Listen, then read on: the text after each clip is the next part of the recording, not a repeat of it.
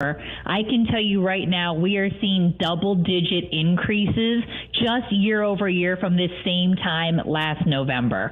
People are struggling. People are really trying to figure out how they're going to put food on their table, pay the heating bills. We've got this snowstorm coming in, do something for the holidays with their family. People are struggling. So we right now have a really unique situation with so many more families needing our help. And we're also seeing decreases in food being donated through our retailers and manufacturers. We're seeing a decrease in food being donated from other food drives.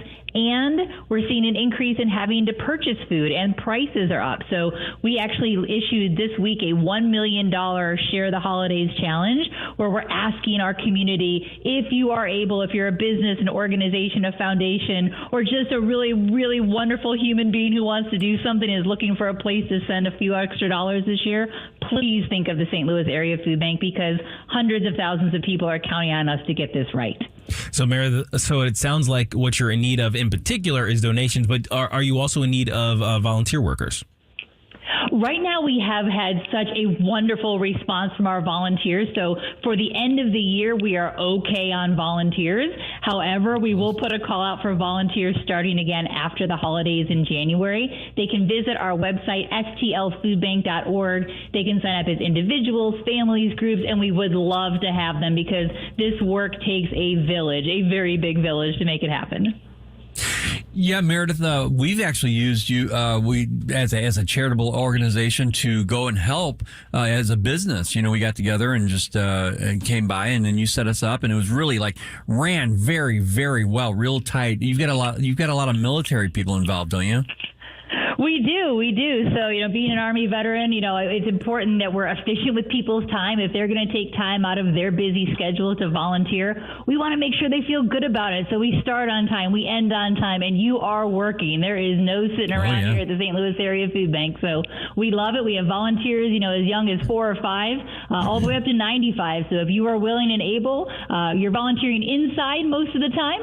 So climate controlled, unless you want to go out into the elements with us and do some of our mobile distributions. We'd love to have you there too. Okay, let's follow up on the end of the year drive that you just mentioned. Obviously, you're looking for monetary contributions, but are you still looking for the food donations themselves? And just kind of go over and give us the outline of that, what that looks like. Sure. So the $1 million Share the Holidays challenge goes on between now and December 31st. People can make a financial donation on our website, stlfoodbank.org. They can also do gifts of stock. Some people have asked us, can I make a stock donation? Absolutely. We also are asking people for food donations. They can go online and do a virtual food drive if they don't want to leave their homes, because this weather is going to be pretty nasty later on. But if organizations or groups or businesses want to do a food drive, they can absolutely do that. We'd love to give you food barrels, or if you just want to collect it on your own, feel free to do that. We'd love to have your support. And then again, the volunteer aspect. So after the holidays, helping that. So the call today is, we need funds, we need food, and we need friends. And let me also I know you get asked this question a lot, but when a monetary donation comes into the food bank and your organization, explain to people how you get so much more out of that dollar than maybe we would, even going to a bulk place like Sam's or Costco or something like that. Incredible question. So we're very, very proud that 97 cents of every dollar goes right out to food distribution. Our administrative and overhead costs are very low. We are able to stretch those dollars because of our buying power and being part of the Feeding America network. So we have access to manufacturers and suppliers to get deals that, you're right, we can't even get at Costco or Sam's Club. So you might go to a store and pay, $1.50, $1.70 for a can of fruit or a can of vegetables. I can get a case for that same amount. So the dollars really, really help us stretch that and get the most money, most out of our money. All right, we're visiting with Meredith Knopp from the St. Louis Area Food Bank. We're going to give out the website once again, and then we'll challenge people to make a contribution like right now, because a lot of people are going to be stuck in our house when the snow moves through, and then when the cold weather moves through. And it's kind of nice to say, I'm bored, I'm going to the pantry to eat something, and that's not always a luxury for everybody at all times of the year. And I think it's important for a lot of people to remember that. I know that a lot of fundraising happens at this point, but your need and the demand for what you do is, I mean, I know it goes up and down, but it's pretty significant throughout the entire year. When it comes to hunger, I guess the levels in the St. Louis region, how are we doing overall? Because I think when people hear me say there is somebody probably in your neighborhood and they're looking around in the suburbs going, no way, not out here. But there really is probably somebody in their neighborhood who is relying on what you do. That is absolutely true. I can tell you that I run into people in our circles that, I would never have expected, but they had a job loss, they had a medical bill, they had a car repair. And all of those things, people realize that they are only one life event from needing assistance. We've had, team members out at mobile drive-through distributions that have recognized a family member or a neighbor in line that day. So it is absolutely affecting more people than we realize, and odds are you know someone or know somebody who knows someone who really could use a little help right now. And that's what the holidays are all about: sharing that joy, sharing that love, doing something for someone else, and that's going to make you warm even on a cold winter's day. All right, let's go ahead and give out that website information once again.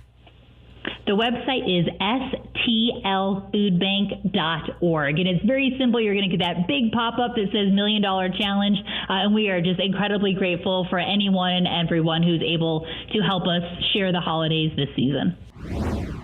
We've got that News Talk STL news roundup coming your way in just about 4 minutes. And throughout the morning, this is going to be fun. We're going to look back at the good and the bad and the ugly of 2022. Going to kind of relive some of the more interesting conversations that we had on the air. And I want to know your memories as well, and what got you fired up, what inspired you, what maybe discouraged you. Let's go ahead and just kind of take a trip down memory lane throughout the morning. Right here on 101.9 and 94.1 News Talk STL.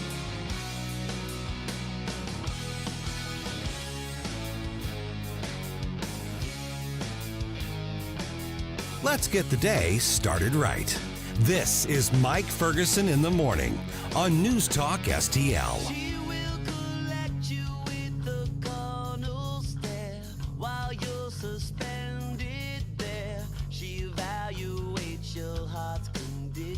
Tony Colombo here, reminding you to join us for the Bluff City Outdoors radio show and podcast, where we talk fishing, hunting, camping, and everything else involving the great outdoors. Brought to you by Bluff City Outdoors in Alton, the Bluff City Outdoors Show, Saturdays at 11 a.m. right here on News Talk STL. Hey, Tim Jones here with Tony Colombo for our friends Rodney and Jen Wallner at the Wallner Home Selling Team. If you're thinking about taking advantage of the market and selling your home, don't wait. Call the Wallners now. Put St. Louis's #1 home selling team to work for you. Rodney and Jen have the experience and work ethic that sets them apart from all the rest. That's why they sell 15 times more homes per year than your typical realtor and have so many qualified buyers right now. They'll guarantee to obtain you an offer. The results, Tony, speak for themselves. That's right, Tim. In fact, I recently benefited from those results personally. My wife and I couldn't be happier with the job the Wallners did for us, selling our old home in less than 2 days for significantly more than we were asking for, and finding us the perfect new home. Like so many others, we loved working with Rodney and Jen, the Wallner Home Selling Team with Berkshire Hathaway. So if you're thinking about selling your home, don't wait. Call the Wallners now at 314-810-SOLD. That's 314-810-SOLD. When's the last time you checked your 401k balance? Well, let me prepare you. It's not pretty. The 40-year record high inflation has cost many Americans almost 25% of their 401k savings, and with a volatile market hinting at a possible worse recession, I'm worried. Are you? Meanwhile, President Biden was recently questioned at an ice cream shop if he was worried about the economy. Our economy is strong as hell. Inflation is worldwide. It's worse off everywhere else than it is in the United States. So you have a choice to make. You can sit back and relax like the president and act like nothing is happening, or you can be proactive and call Steve Auld of the Auld Financial Group and stop losing your money. Call Steve today and ask for that Stop Losing the Money plan. 636-230-8824. That's 636-230-8824. Or visit yourmoneymattersstl.com. Advisory services offered through Retirement Wealth Advisors, LLC, the Auld Financial Group, and Retirement Wealth Advisors not affiliated. Insurance and annuities offered through the Auld Financial Group. At the Show Me Institute, our motto is where liberty comes first. Liberty means making your own decisions, taking responsibility for your actions. But government needs to let Missourians take charge of their lives. How about lowering taxes so you get more say in what to do with your money? Why not more school choice for you and your children? And do away with the crony capitalism of tax subsidies for big companies. Join us in the fight for liberty at showmeinstitute.org.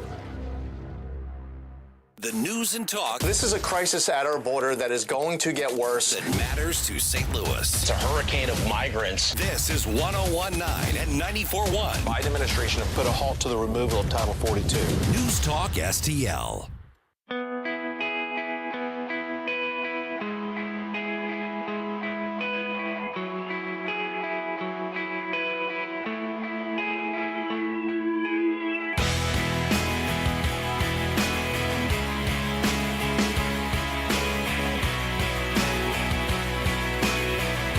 Lines are open now at 314-912-1019. What's happening today? Here's your first dose of the news you need to know. This is Mike Ferguson in the morning on News Talk STL. Good morning, St. Louis. This is Paul Kurtman filling in for Mike Ferguson here on News Talk STL this morning with Ken Williams. Good morning, Paul. Good morning. You know, we've got about 3 hours left on the Mike Ferguson in the Morning show in 2022. I know, and That's all that's left. And I know they were talking about it yesterday a little bit, but I'm moving over to be just solely on Vic's show, and we're going to concentrate. As the station grows, we knew this was going to happen, to where the executive producers and the commentators would all kind of like solidify into each show. Right. And so I'm going with Vic. And we're going to be on 9 to 11 every day, and then I'm going to be doing some other work behind the scenes after that for the day. But coming in later, I'll be able to get up later and come in later. Get a little bit more sleep in the morning. You hit your snooze button once or twice, right? Yeah, maybe. Yeah. And then Stel Ponticus, he's going to take over as executive producer for the morning show. When does all this start? Does it start Monday, or is it just kind of going to get worked in sometime during the Monday first... we're off. Oh, because it's New Year's Day. That's when New Year's Day is observed. Yeah. Okay, so does it start the first day back in the new year? Well, then I'm going to sit in with Stel on that next Tuesday, and then possibly next Wednesday, and then I'm done. And then he takes over. Okay, so Stel's going to be in here with Mike and with Gabe. Yeah, it's going to be starting at the beginning of 2023. Yeah, and he's great too. He's got a lot of good insights. Oh, he makes good points. Yeah, he's been in radio for like forever. I think longer than anybody in the station. Yeah, and he has a lot of knowledge. Yeah, he lives out by me now too, out in Washington, Missouri. Oh, does he? Yeah, I haven't run into him yet out there. I probably will at some point. Walmart, Walgreens, or just one of us will drop by somebody's house to borrow a cup of sugar. You know how it goes. Right. Oh yeah. But he's out in Washington now, and I really like Stel. I think it's going to work really, really well for Mike and for Gabe in the mornings. Oh, absolutely. And I've worked with Stel for a while. And with everything Vic's doing, man, I mean, like, listening to Vic's show when he comes on, it's almost like you have an M80 firecracker, right? Like you've got so much, but it's in such this little time, this little space, right? Yeah. And it just seems like it's just blowing up. He's just doing so great. Yeah, he's having fun, and I'm having fun with him. And I can tell. I can tell you guys have a lot of fun. Yeah, so we're just going to take that, and we're going to try and make it go to another level, and we're very listener centric and platform the online platform centric, So we really get them involved, and in fact, they've had a lot of our listeners for that show have been very important ideas for the show. They've actually created segments for the show. So, this is where it's going. Yeah. So I need to focus on that. So. And you guys put out some great Facebook images too. Like the whole Santa get up. And oh my God. Were you dressed as an elf? Yeah. But I wanted to be kind of an elf that didn't care, so I wore the what's that throat roll place? Lambert's. Yeah. I had a red T-shirt with Lambert, the Lambert's T-shirt, and I decided I'd wear that instead. And I had a couple of people comment on that, but nobody noticed really. It's red and white, so I don't know if they read it. Some people did. It was funny. As soon as I saw those pictures of Vic, I guess kind of dressed as Santa. You know? Yeah. Kind of like a Santa Claus that just decided to let himself go. Oh, yeah. It was awesome. It was great. It was perfect. And, it's really actually behind the person behind the creative part of that is our own Jim Modulin. He saw Vic didn't shave for a few days, and he gets a white beard. And he started to get this scruffy white beard, and Jim looked at him and he said, Vic, you got to help me out here, man.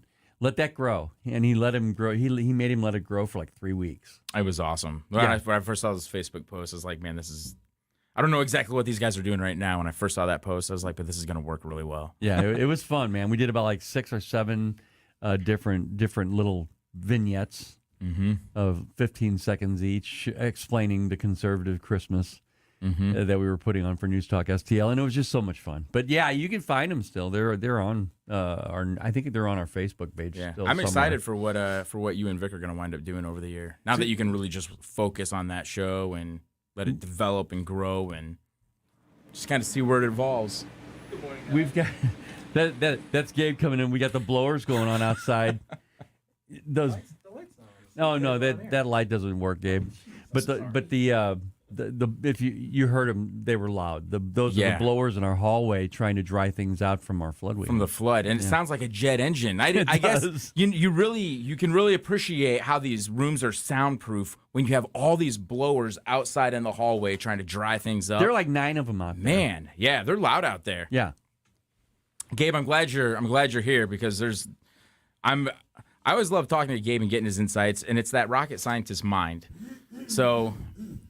There's a couple things that we want to talk about when we wind up coming back at 7 o'clock. Have you guys been following this George Santos? Is it George? Santos, yeah. George Santos been following this? Yeah, I've been watching that. Oh, man. So it's a saga now. For the listeners, make sure you stick around when we come back in the 6 o'clock hour because we're going to talk about this Republican.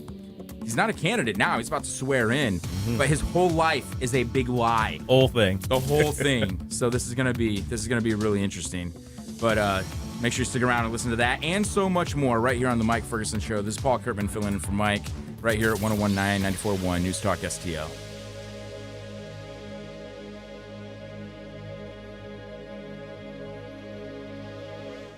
Family owned and operated since 1989. Cafe Napoli in Clayton, Napoli 2 in Town and Country, Napoli 3 on the streets of St. Charles. Plus Cafe Napoli sponsoring Larry Connors USA starting January 9 right here on News Talk STL. Steph's Pizza is on the move to Lake St. Louis. That's right, you can now get the legendary Steph's Pizza and Pasta in Lake St. Louis, 111 Pond Fort Trail. Steph's Pizza, where Mondays you get a large pizza for the price of a small, and it just got more convenient for pickup or delivery in Lake St. Louis. Steph's Pizza in the Chesterfield Valley on Long Road, in St. Peter's on Jungerman, and now in Lake St. Louis at 111 Pond Fort Trail. Check them out at Steph'sPizza.com. Tonight's a good night for Steph's Pizza. Ackerman Toyota, where you get timely service, a helpful staff, and Ackerman for life at 44 in Hampton. Plus, Ackerman Toyota, proud to be a sponsor of Larry Connors USA, starting January 9, right here on News Talk STL. News Talk STL is proud to have Doug Voss of Safe Money Radio as part of our lineup each week. Doug has been a staple on St. Louis radio for many years as one of the leading financial experts in the area. You can hear Doug and Safe Money Radio 3 times every weekend on News Talk STL. But in case you miss anything, you can check it all out at DougVossSafeMoneyRadio.com. What else do our listeners need to know, Doug? Simply put, I focus on helping pre-retirees and retirees build, preserve, and protect retirement assets, and I've been helping my clients solve their insurance and financial needs for the past 33 years. I also strive to educate my clients on how to prepare for retirement, minimize the impact of market volatility on their assets, and deal with the challenges of increased longevity. Call me today at 844-676-SAFE. That's 844-676-7233. Doug Voss is a registered representative. Securities offered through DHL Securities LLLP, member FINRA and SIPC. KLGY HD3 Clayton, K270BW Bellefonte, KNBS Bowling Green. This is NewstalkSTL at 1019, 94.1, and always streaming at NewstalkSTL.com. News this hour from townhall.com. I'm Rich Thomason. Following days of disruption with an avalanche of flight cancellations creating a holiday travel nightmare for thousands, things seem to be finally getting back on track at Southwest Airlines. Just 39 Southwest flight cancellations this morning, according to FlightAware.com. In the midst of the mayhem, there is bipartisan criticism of Transportation Secretary Pete Buttigieg, accused of ignoring warnings of a pending holiday travel crisis. New York's second city is coming back to life following the devastating and deadly winter storm. The streets of Buffalo have been largely cleared of snow, and the city on the shores of Lake Erie is reopened. Tragically, 40 people died in western New York as a result of the fierce storm that dumped more than 4 feet of snow in some areas. Whipping up ferocious winds as well, it created blizzard conditions that made travel impossible and hampered the ability of first responders to reach those in need of help. Another indication that electric vehicles, all the rage in some circles, may not be quite ready for prime time. Apparently, they don't go as far when it's cold outside. According to AAA, electric vehicle owners will see a decrease in driving range, and that'll be compounded by the use of the vehicle's indoor climate control system. When the temperature drops below 20 degrees outside and the heater's used, the car's driving range drops by 41%. A AAA spokesman says as long as drivers understand that there are limitations when operating electric vehicles in more extreme climates, they are less likely to be caught off guard by an unexpected drop in driving range. Keith Peters reporting. President Biden has signed the $1.7 trillion omnibus spending bill that passed Congress with some Republican support. On Wall Street this morning, Dow futures down 90 points. More on these stories at townhall.com. Right now may be the perfect time for you to rethink how you pay for health care. And here's why. Not only is it open enrollment for a lot of people, it's also a time you can join MediShare and save even more than usual. And it's true, the typical family switching to MediShare saves $500 or more a month, which is obviously huge for a lot of people. But what's more, they like it. MediShare has double the customer satisfaction rate compared to health insurance. Double. There are 400,000 members. They've shared over $4 billion in medical bills. And it really is a great community, too. People encourage and pray for each other. And here's the thing. If you join MediShare Complete right now, they'll waive your new member fees and you'll save an additional 10% off all of 2023. That's right. No fee to join, 10% off every month of next year, but it's a very limited time offer. You have to sign up before December 31st. Great savings, great health care. Find out more. Call now. 844-41-BIBLE. That's 844-41-BIBLE. 844-41-BIBLE. Half off. From the Michaels Flooring Outlet Weather Center. Looks like rain east of St. Louis throughout the day and to the south as well, and that would be the metro eastward, and certainly the metro area picking up some of that rain. Temperatures in the morning in the low 50s, but dropping into mid 40s by later this afternoon. Lows tonight near the freezing mark, just probably above freezing for most of the metro area. And it will be dry overnight tonight and into Saturday. For New Year's Day, New Year's Eve, the high temperature 50, in the 40s during the evening if you're out and about. And on New Year's Day, partly to mostly cloudy and 58 degrees. I'm KMOV First Alert meteorologist Kent Earhart. This hour of News Talk STL brought to you by The Dental Link. Call Dr. Alan Link today, 314-794-6464 to schedule your free consultation. Offices in Baldwin and Melville, 314-794-6464. Life insurance is one of those things that just about everybody needs, but few people actually have. Hey, if you die unexpectedly without life insurance, guess what? You'll leave your family with even a bigger mess. Life insurance will help replace your family's income. It'll help cover burial expenses. Life insurance can even help pay off debt like credit cards and medical bills. Life insurance can even pay for college. And if you own a business and you die, life insurance can help your business from collapsing. It can even help cover estate taxes. Life insurance has never been more affordable and needed. Plus, you can always shop around even if you have a plan and save some money. So call the Life Insurance Quote Line right now for free pricing information. 800-979-3060. 800-979-3060. 800-979-3060. That's 800-979-3060. So many ways to listen to News Talk STL. Join the conversation. All you have to do is say, Hey Alexa, play News Talk STL. Welcome to News Talk STL, conservative talk radio for St. Louis. Mike Ferguson. I have come here to chew bubblegum and kick ass. And I'm all out of bubblegum. Gabe Pfeiffer. We have a hope. Get up, in case you hear the alarm. Get up. What do you call a genius in President Biden's Homeland Security Department? A visitor. Mike Ferguson in the morning on News Talk STL. Get up, in case you hear the alarm. Get up. And welcome back to the Mike Ferguson in the Morning Show here at News Talk STL. This is Paul Kurtman filling in for Mike Ferguson. Gabe is now in the studio with us, so glad to have Gabe in the house. And everybody knows that because they heard him come in. Yeah, seriously. They heard him come in. Man, it sounded like we were getting off a private jet out there. Yeah, exactly. Yeah. my VTOL just landed on the roof here, and I'm just going to come Rocket out. scientist, he came in on a rocket. Exactly. Oh, my gosh. Yeah, the dang on-air light isn't on outside, so I was like, hey, I come in, you guys got your headphones on, you're like, oh, yeah, and you can hear the noise. I was like, oh, crap. And it was really funny, too, because he came in, he was like, good morning, guys. He just started talking on his way over. Hey, what's going over on? to the mic. It was really funny.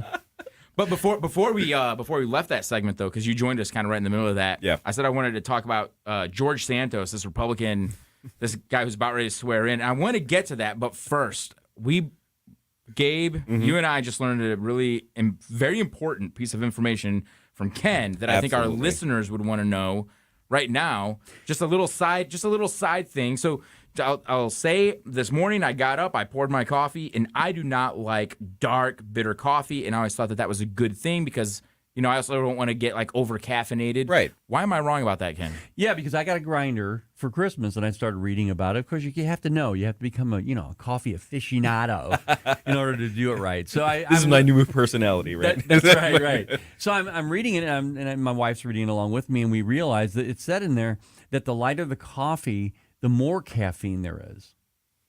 That's wild. That's a mind blower right there. That blew our mind. We looked at it. So it looks weak because it's lighter. But it has more caffeine, and here's why. Okay. The more they roast it, the more it roasts out the caffeine. And I'm like, well, wait a minute here. That makes sense. Because there were days where I wanted caffeine, and I'm like, all right, I better get a good, bold cup of coffee. So you went with the dark roast. Dark roast, yeah, and it's the exact opposite that's true. Oh, my God. So if you're getting your coffee ready this morning, don't be deceived. Yeah.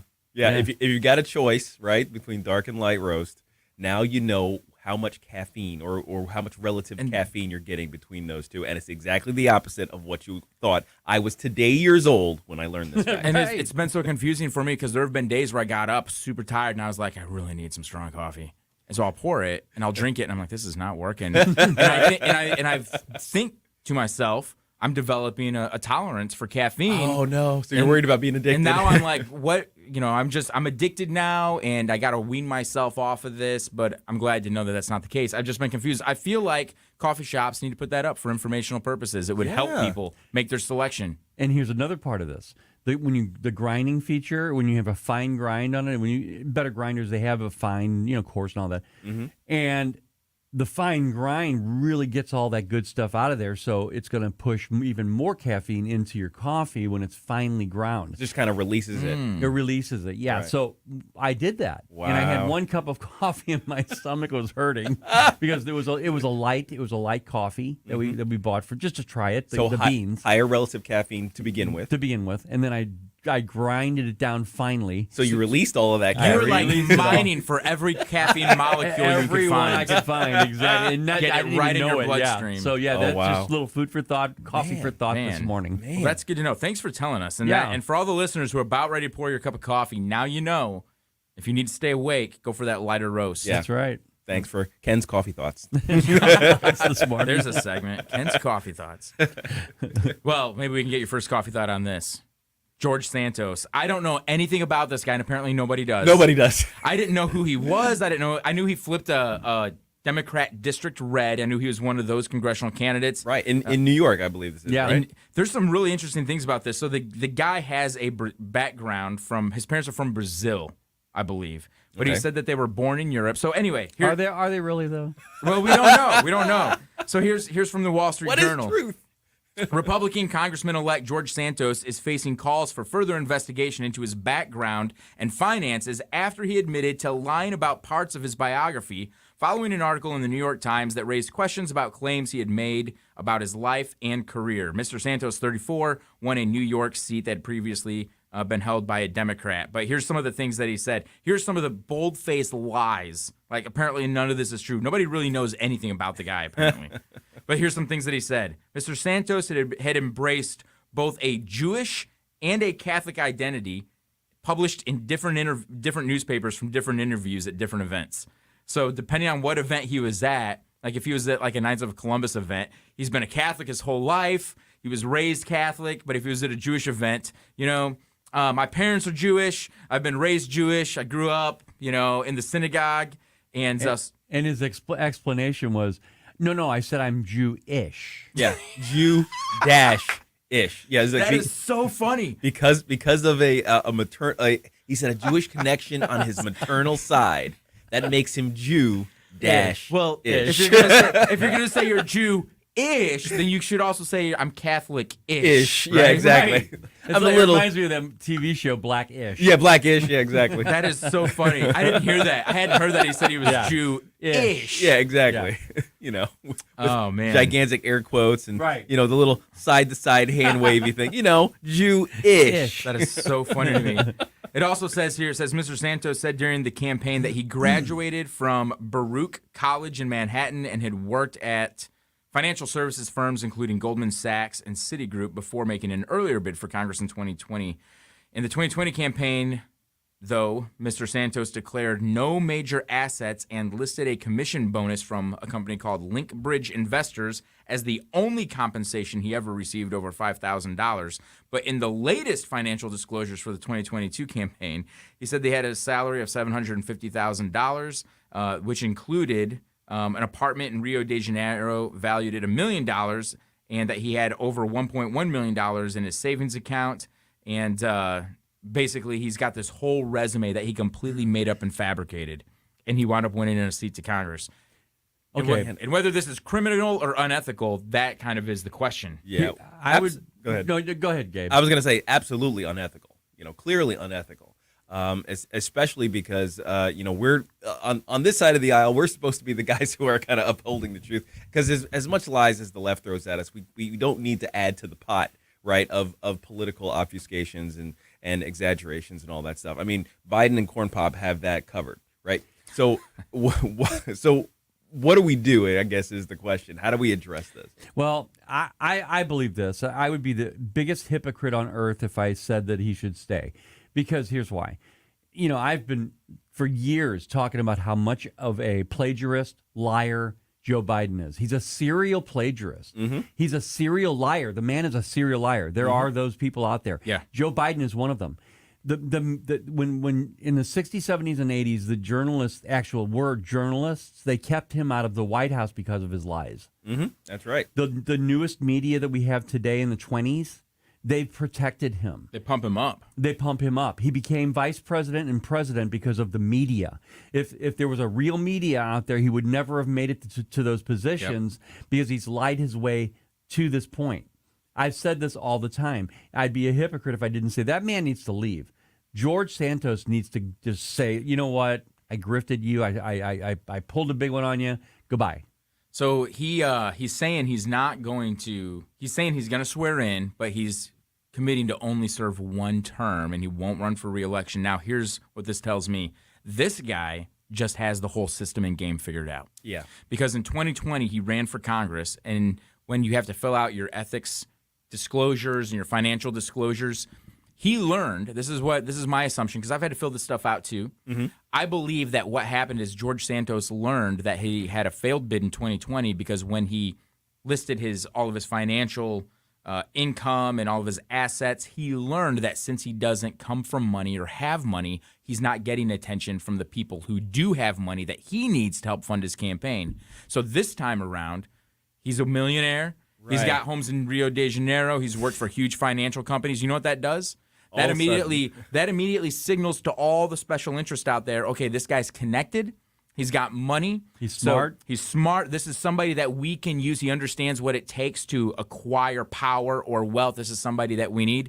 And lo and behold, the big difference between 2020 and 2022, in 2020 he lost and he was a nobody on paper. Yeah. 2022 he wins after really pumping up his resume on paper. And what he's also figured out is, I'm not going to resign, but if I can stay in for 2 years, I'll be in for life. Yes. So he's not going to step down, but he's going to signal to everybody. He's going to tell everybody, I'm just not going to run for re-election. That ought to be enough for you. Just give me 2 years. You guys can work all this out in the district, find somebody else to run. But once he runs for 2 years, then he's going to be in for as long as he wants to be in. He should not be in for a minute. Yeah. I really believe that. Yeah. And also, don't they get a retirement so long if they serve one term, you get a lifetime retirement? That's not true. Oh, it's not. Okay. No. In fact, I believe you don't actually get any kind of retirement until after you've been there like 5 or 6 years. Okay, so you got to be vested. Yeah, you've got to be vested. It's very similar to like a regular job where you have to be there so long before you get anything, and even then, it's not 100% of your salary. That is a very popular social media, and it might have been that way at one time. I don't know. Right. In Jefferson City, if you're there, you have to serve 8 years before you get your pension. Okay. And constitutionally, you have to accept your pension and you have to accept your pay. You can't turn it over to anybody else. Really? Because they don't want candidates using that as political leverage, campaigning leverage. Okay. But I don't know. I think in Jefferson City, I don't think they ought to have a pension. Yeah. It's 8 years. It's a part-time job. Yeah, exactly. It's like, you don't need a pension. Yeah. No. But hey, let's come back and let's talk about Biden signing this $1.7 billion. Trillion, you mean? Just at 1 point. Did I say billion? I know. I know you didn't want to say it. Oh my God, you're right. We'll talk about that when we come back because gosh. this is a story that completely identifies everything that's wrong with this administration and politics in general. We'll be right back here at News Talk STL 1019 94.1 News Talk STL.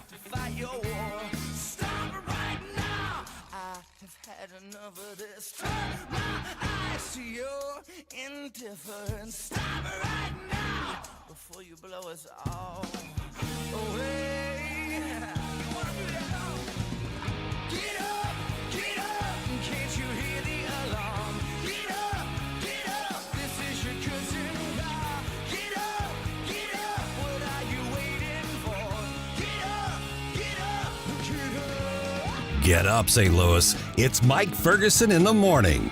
Made in St. Louis for St. Louis. It's News Talk STL. I always wanted to learn Spanish, but I never thought I'd have the time. Then I discovered Babbel. Babbel's lessons are fun. They only take like 10 or 15 minutes, and in 3 weeks, presto, you're starting to speak another language, like magic. I love that Babbel's lessons aren't just robots talking. They're voiced by native speakers, so you get the pronunciation just right. If you want to learn a language, there's no faster, easier, better way than Babbel. Babbel. Babbel. Go to Babbel.com to try for free. That's BABBEL.com. Babbel.com. Are you drowning in IRS tax debt? I owe the IRS $37,000. Civic Tax Relief can help protect you from the IRS. Civic Tax Relief basically represented me against the IRS, and by the time everything was completed, I didn't owe the IRS anything. Civic Tax Relief's special tax hotline can help you discover all the relief programs available for free. I would recommend anyone who has a tax problem to contact Civic Tax Relief. Just call 800-841-0908. 800-841-0908. Buckle up, Buttercup. What's new, fresh, and definitely shaking up the airwaves? Johnny's Hideout in High Ridge presents the Definitely Holly Show. Hi, this is Holly, a conservative millennial, and I am proud to be the newest member of the NewstalkSTL family. Every Saturday, we tackle controversial and hot topics and what's going on in our local community. The Definitely Holly Show. This Saturday evening at 5. On NewstalkSTL. Brought to you by Hiatus Tequila. I'm Susie Moore, and this is More to the Point. It's New Year's Eve, and that time of year when we talk about resolutions. Years ago, I shared a New Year's post on Facebook, a handbook or guide with 40 suggestions for better, healthier living. The following December, I wrote a year-end blog post reflecting back on the previous year and assessing how well I'd followed it. I regret to inform you I received a failing grade. Rather than becoming overly discouraged, though, I opted to come up with a simpler, less daunting list of 5 resolutions, more like goals, for the following year. There's that sweet spot between ambition and achievability where we're hopefully able to land. So, what were those goals? Drink more water, write more, keep your feet on the ground, love the people who love you and love them well, and focus on what you have instead of what you don't. My level of success in adhering to that list has varied over the years, but rather than beat myself up over it, I've found it helpful to post it where I can see it and refer back to it throughout the year, not as a rigid task list, but as a gentle reminder and, at times, a course correction. Whatever you resolve for 2023, my wish for you is that it's both meaningful and achievable. Susie Moore is Deputy Managing Editor for RedState.com. For more to the point and everything Susie Moore, log on to RedState.com. Follow Susie on Twitter at SmoozyQ and keep listening to 1019 and 94.1 News Talk STL. St. Louis's new choice for conservative talk. Listen to this noise coming out of the White House. Live and local. We need to get the message to people who are not being helped by Democrats. Ron DeSantis showed people the back of his hand. This is News Talk STL. This hour of Mike Ferguson in the Morning is brought to you by Stifel. Request a portfolio review from your Stifel financial advisor at stifel.com. That's STIFEL.com.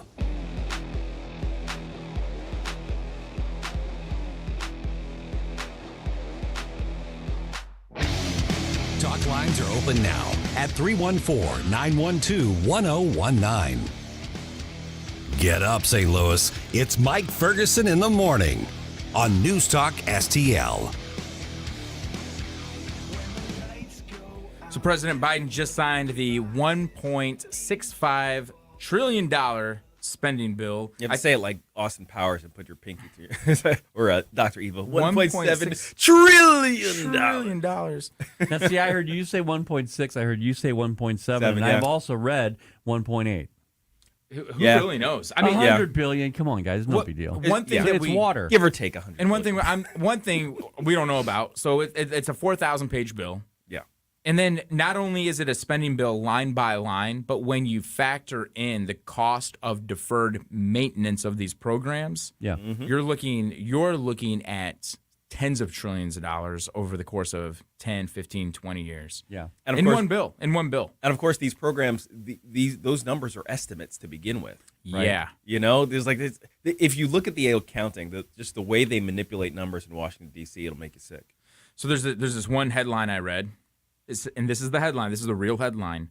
Biden signs $1.7 trillion omnibus spending bill in billionaire Democrat donor's beachside mansion in St. Croix after it was flown to him on a Spirit Airlines flight from Washington. Yep. There you go. Does that headline not tell you everything you need to know about our president, about the way spending is done? Biden is sitting. He's not at Camp David for his vacation. He's at St. Croix. Yeah, Camp David is basically another White House. If you quote unquote vacation at Camp David, that's a working vacation. It's a working vacation. He's at St. Croix, but he's not just there. He's at one of his billionaire donors' homes. And not only that, he went there during the time that Buffalo, New York, was experiencing deaths from freezing temperatures. It says here, Mr. Biden signed the bill, which passed Congress last week while on vacation on the Caribbean island of St. Croix. Must be nice. And what does he write on Twitter? Biden actually posted this on Twitter. Oh, no. Looking forward to more in 2023. Oh my gosh. So, oh my gosh. So our president is in the Caribbean at living it up in the lap of luxury at a beachside home owned by one of his political donors. Remember all this talk a year ago about these Russian oligarchs? Oh, and the big money and the big dark money. And Dark money, yeah. And Trump was spending left and right. And it's nothing but corruption, and we got to get money. What does it say when your president is I want to know who the billionaire is. Yeah, who is what this guy? businesses does he own? And is there anything he gets out of this spending bill? Does he own some business or nonprofit? Is there a tax credit? Is there a subsidy or something that he gets? Because, folks, I'm telling you, this is how this works. If you're looking at the monopoly board of the way American government works, this is how it works. President Biden is in his get out of jail free card, and he takes it on a vacation in his private jet, Air Force One, down to his billionaire donor's house. And while he's there, I can be imagining him with his sunglasses, shirt open, leaned back on the beach. With an ice cream cone. An aide with an ice cream cone. An aide walks scoops. over, and before the aide hands it to President Biden, I can imagine the billionaire donor just going through a few pages just to make sure what he wants is in the bill. And then he passes it on to President Biden. Absolutely. President Biden signs it, then they fly it on back to Washington, D.C. Do you think Hunter looked at it? Who knows? Maybe Hunter probably wrote portions of it. there was no listen. Let's see some of the stuff that was in the bill. $45 billion more than the White House had requested for defense spending. $782 billion. Let's see. The legislation includes $858 billion in military spending, which is $45 billion more than the White House had requested. It also includes $772.5 billion in non-defense discretionary spending. That is terrifying. $700 billion. $772.5 billion. Almost $800 has nothing to do with defense. This is discretionary spending, and that's up almost 6% from the previous $1 trillion plus bill that President Biden had signed. The overall price tag works out to be $1.65 trillion compared with $1.5 trillion during the prior fiscal year. $45 billion is on its way to help Ukraine. Again, we have no idea exactly where that money's going. No, so maybe none Hunter, at all. Maybe Hunter is getting a big cut of that too. We don't know. Well, hey, There's no way to know. What they might be doing is decorating various offices with his art. So, he's like, you could spend, easily a couple mil, maybe 10 million on one of those that's a drop in the beautiful bucket, one of Gabe. those beautiful pieces. You said that he million. produced. Yeah, it's only in the millions. Yeah, that's it. It's only a few million. I mean, it goes directly to Hunter, but it's only a few million for his art, and you decorate the office because you can't have an ugly office if you're a federal agency, right? Here's the thing.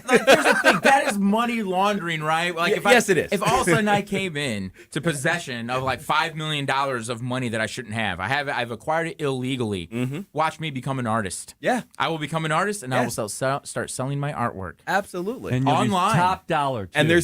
And there's no way to discount to say, oh well, that isn't actually like with real estate. You can't launder money with real estate because what was it, fair pricing, or there are laws that say you can't. There's valuations. You can't under or overvalue. Yeah. For tax records, like they will say, here's what it is. Is it a gift? Are you giving it away? Because I mean, if you go to the DMV, if somebody gives you a car and you go to the DMV and you're like, look, I bought this car for $1. In Missouri, they will say that's not going to work unless you have a notarized bill of sale.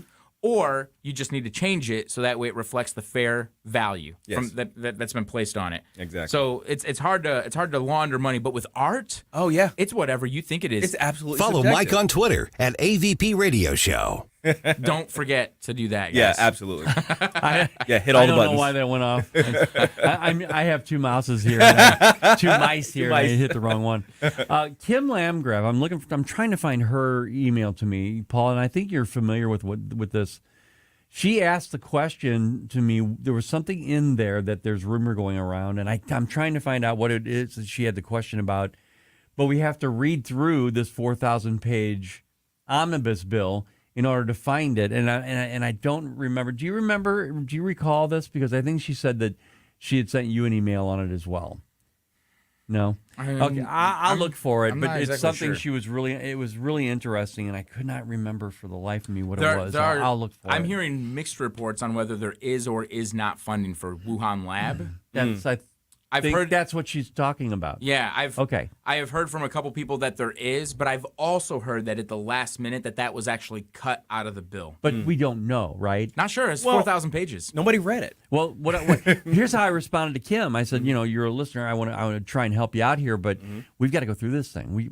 We can't I can't just say yes or no. I have no idea unless we read it. Even then, right? Because of the way all this works, I mean, if you are going to float checks from one bank to another, to try to give you the appearance that you have more money than you have, the government can easily do the same thing in the budgetary process. Yes. By creating different programs or different organizations or different line items to send money out for that money then just to go someplace else. Yeah. Like that there's so much of that is possible. We might say that Wuhan's not getting funded, but really what was funded wasn't it EcoHealth, the nonprofit that actually did the gain of function? Oh, yeah. So there'll be money maybe set aside for nonprofits, and then the nonprofits actually have to go through a process where they apply for it and then they get picked.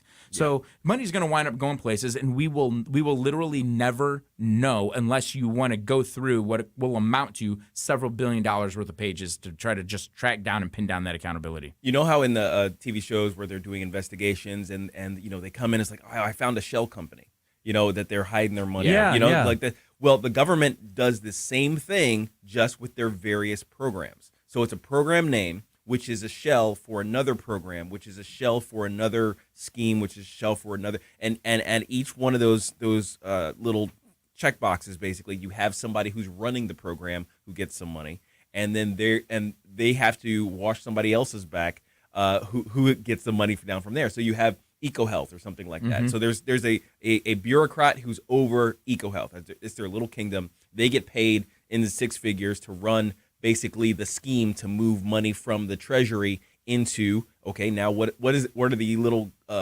groups that are under EcoHealth? Well, let's say the lab for advancing, bug research or whatever. And the lab for advancing bug research has somebody that wrote the bill that they know and that got them the job as the head of that little program that they have a six-figure salary for, and they funnel money into another program. And each one of those kind of and that's how they found out that Wuhan got money from the National Institute of Health, is because there were several programs that kind of had names that kind of obfuscated the whole thing. But the money actually ended up at that lab. And a lot of this is done through these nonprofits, and there's just not any accountability over these nonprofits. Like when you find out, what I love is Rand Paul does this. James Lankford did it. Senator Tom Coburn from Oklahoma, before he passed away, he actually got started these government waste books where they're like, did you know that $70 million was spent to find out whether cocaine or whether rats will prostitute each other out? These are real things. So these these nonprofits get money, and all they have to do is turn in some crazy, stupid research report, some garbage paper. Millions. Yeah, and these days you can get AI to write that paper. You don't even have to do it. Just get somebody else to do it. Get a computer to do it. I mean, if I was unethical, I totally would have done this. And bottom line is, every dime we're talking about is our tax money. Absolutely. Yep. Hey, when we come back, let's continue this conversation a little bit more, because it's a little complex, but it's certainly worth talking about a little bit more. And then before the end of the hour, I want to talk a little bit about what the government wants to do and Pete Buttigieg wants to do with Southwest Airlines. A little bit more socialization, taking over these industries. Here we This go. is Paul Kurtman filling in for Mike Ferguson, 1019 94.1 News Talk STL.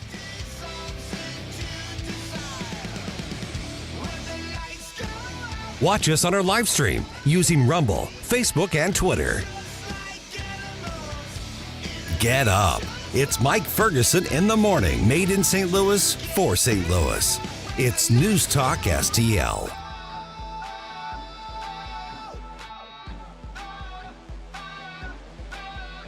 What happens next? There's more Twitter files that were released over the weekend. Happens right here. The media's silence on the Twitter files is shameful. The media's not going to like it, and they're going to try not to cover it. 1019 and 94.1 News Talk STL. From the News Talk STL newsroom, I'm Joey Vasovich. The Federal Bureau of Prisons has determined where 3 St. Louis aldermen will serve their sentences after they pleaded guilty to accepting bribes. Lewis Reed is heading to Forest City, Arkansas. Jeffrey Boyd is being sent to Texarkana, Texas, and John Collins Muhammad will serve his sentence in Marion, Illinois. The search continues for a 34-year-old Washington, Missouri man who was last seen around 2 p.m. Tuesday paddling down the Missouri River on a block of ice for fun. Paddle guides from Big Muddy Adventures have canoed 20 miles of the river, and the Highway Patrol flew over with their helicopter.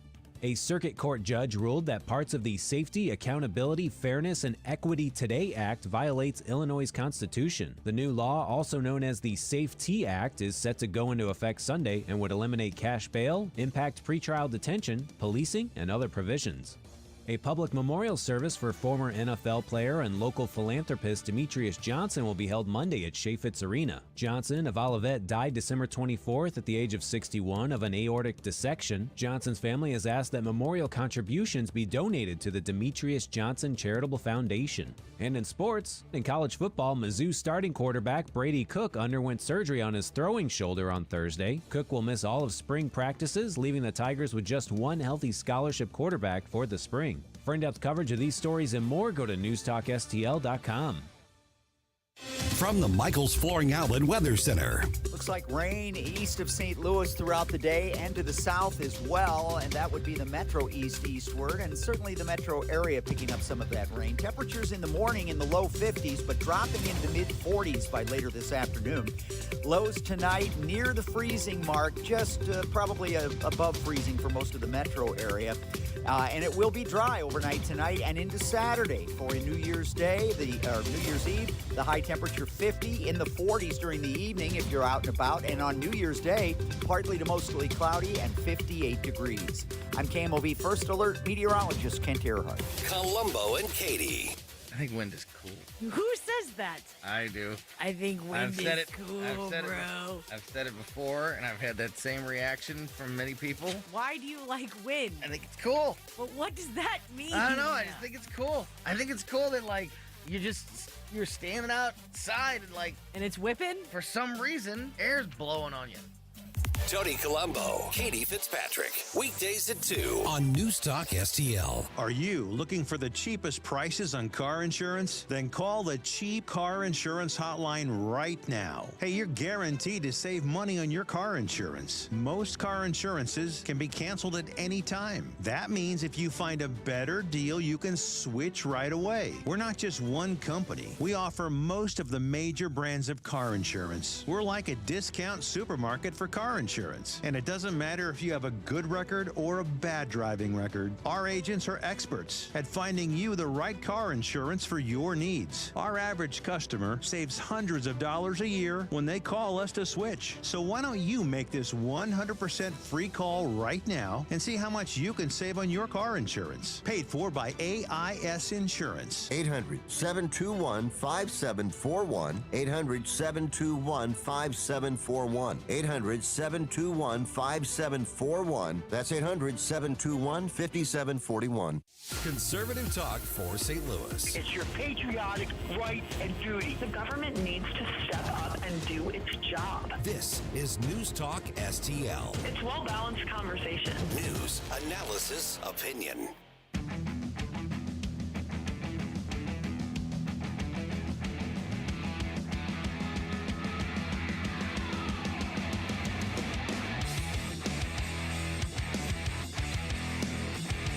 Talk lines are open now at 314-912-1019. Get up, St. Louis. It's Mike Ferguson in the morning. This is News Talk STL at 1019, 94.1, 99.1 HD3 and NewstalkSTL.com. As you all know, President Biden is once again on vacation, this time in beautiful St. Croix. He'll be in the U.S. Virgin Islands through the new year. So don't expect to see Joe in Washington anytime soon. As a matter of fact, in order to prevent a government shutdown, federal officials were forced to fly the omnibus spending bill to the Caribbean just to get the president's signature. I hope the bill's enjoying its vacation. Joe could not be bothered to wrap up his trip early, of course. He never lets work get in the way of a good vacation, but maybe that's because he's not really running the country. Never let work get in the way of a good vacation, guys. There's a lesson to learn from our president. Yeah. The more I think about it, the more I think to myself, you always have to ask, is there really more going on here? I believe there is. I mean, I kind of mentioned this kind of tongue-in-cheek, but it's so true. But the fact that they had to fly a 4,000-page bill, they didn't fly it to the president necessarily. They flew it there for his signature, but where did they really fly it to? They flew a 4,000-page bill of $1.7 trillion spending program to the home of a billionaire campaign Democrat donor. That's where the bill went before it was signed.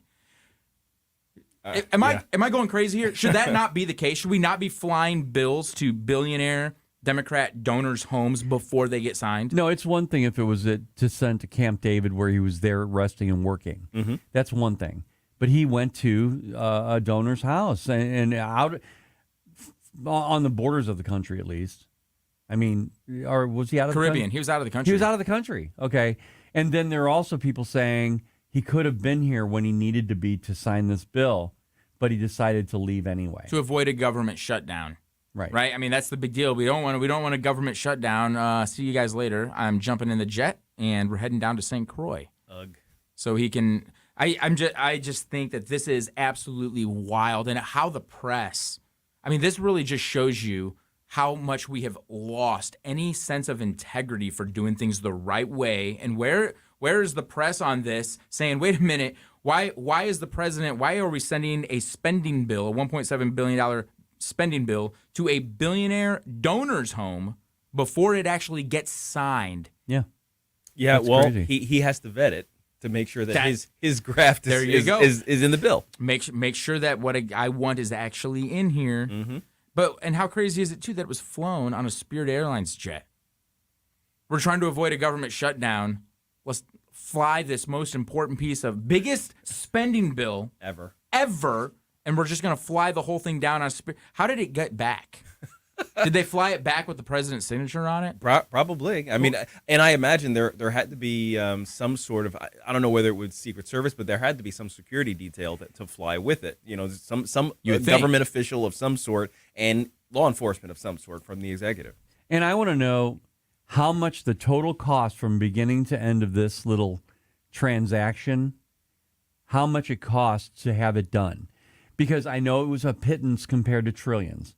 But I make zero money compared to that. And I just want to know. I mean, I could have actually couriered it probably and saved them a lot of money. I don't know. I'm just saying, how much was the cost of If they would have paid my travel expenses, I would have gone to St. Croix for free.